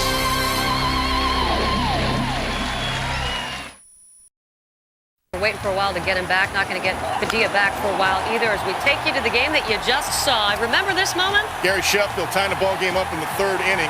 11th home run of the year. It's been hot the last 5 weeks. And then, of course, the Mets opening it up with a 6-run 4th inning. Yeah, there's a little mistake in there in a rundown play. Giambi kind of faked, could have got out of that inning. That let the infield be in right there. Matsui drove one through it. The infield, and after that, 6 runs in the 4th, Jeannie, as you said. And the Mets, of course, snapping that 7-game losing streak to the Yankees. They say they're different. I guess we have to believe them at this point, but this a bit Here's strange. the play we're talking about right here. Now, rundown play, pick off. Okay, you got him. Throw it. Don't fake it. Jason decides to fake it. Think you get the runner from third. He had him in plenty of time. Make the throw. You got the second out. Then you don't have to have the infield in on the base hit after it. Watch the second baseman.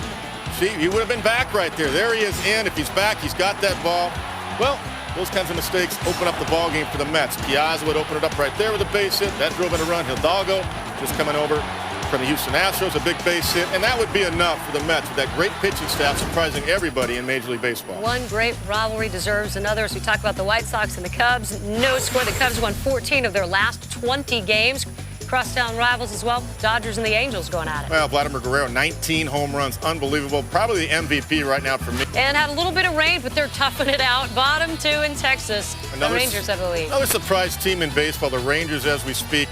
2-game lead in the West. First place. Why? Because like Blaylock, Teixeira, Soriano, Michael Young. And Blue Jays with the lead as the Expos tangle at top 3. We asked you earlier, what's the best interleague rivalry? Hands down, Mets-Yankees. Not a surprise, 72%. You know, it's, you're either a Met fan in New York or a Yankee fan. There's no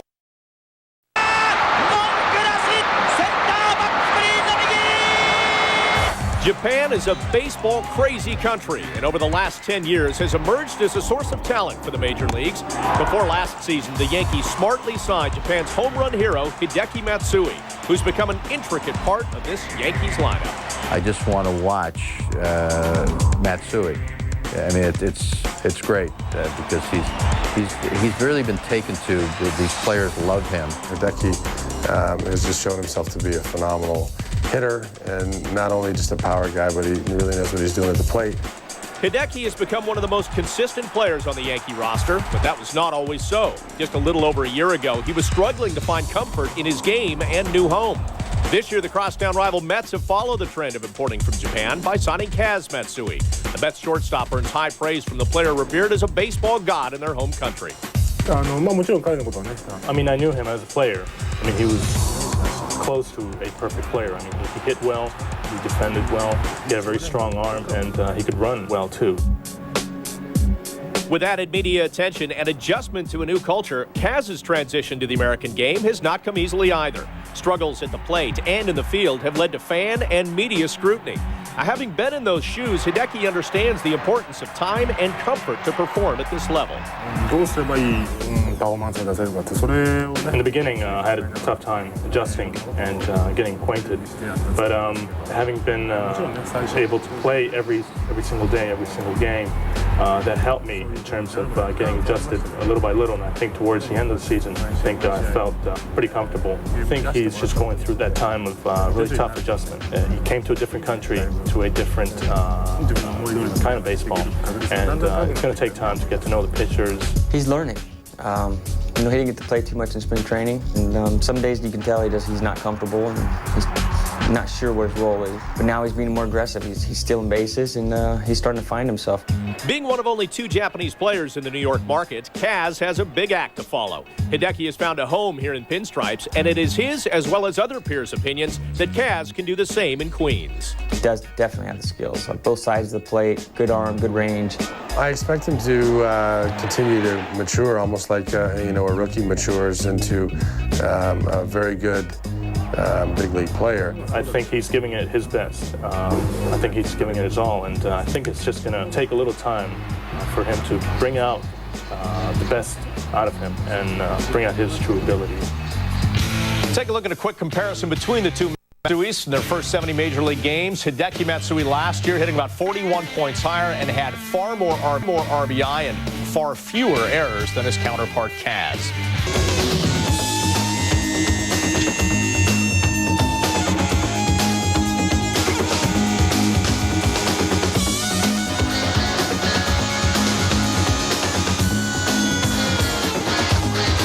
Plus, Ken Singleton enjoyed his 21st birthday, leads off tonight for the Mets. Yesterday, Reyes accounted for the only 2 Mets runs as he smacked a 5th-inning 2-run homer off former Met Corey Lytle in the 6-2 loss to Cincinnati. That was Reyes' first homer since returning to the Mets lineup 5 games ago. Kaz Matsui will bat second and play shortstop. Now, he's had a difficult time making the transition from Japan and, in fact, was benched by Art Howe yesterday. Matsui has only 18 hits and 81 at-bats this month, and his fielding has been shaky as well. Interleague play gives the Mets a chance to save Mike Piazza's knees because they want to make sure his healthy bat stays in the lineup.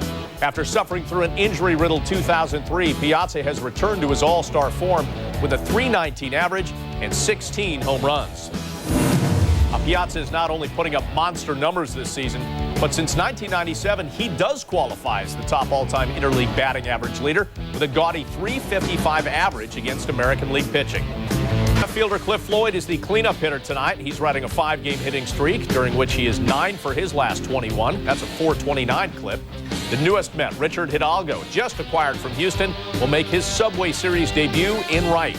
Former Mariner Mike Cameron is familiar with center field at the stadium. He lost a fly ball in the sun yesterday at Shea, and that cost the Mets the game.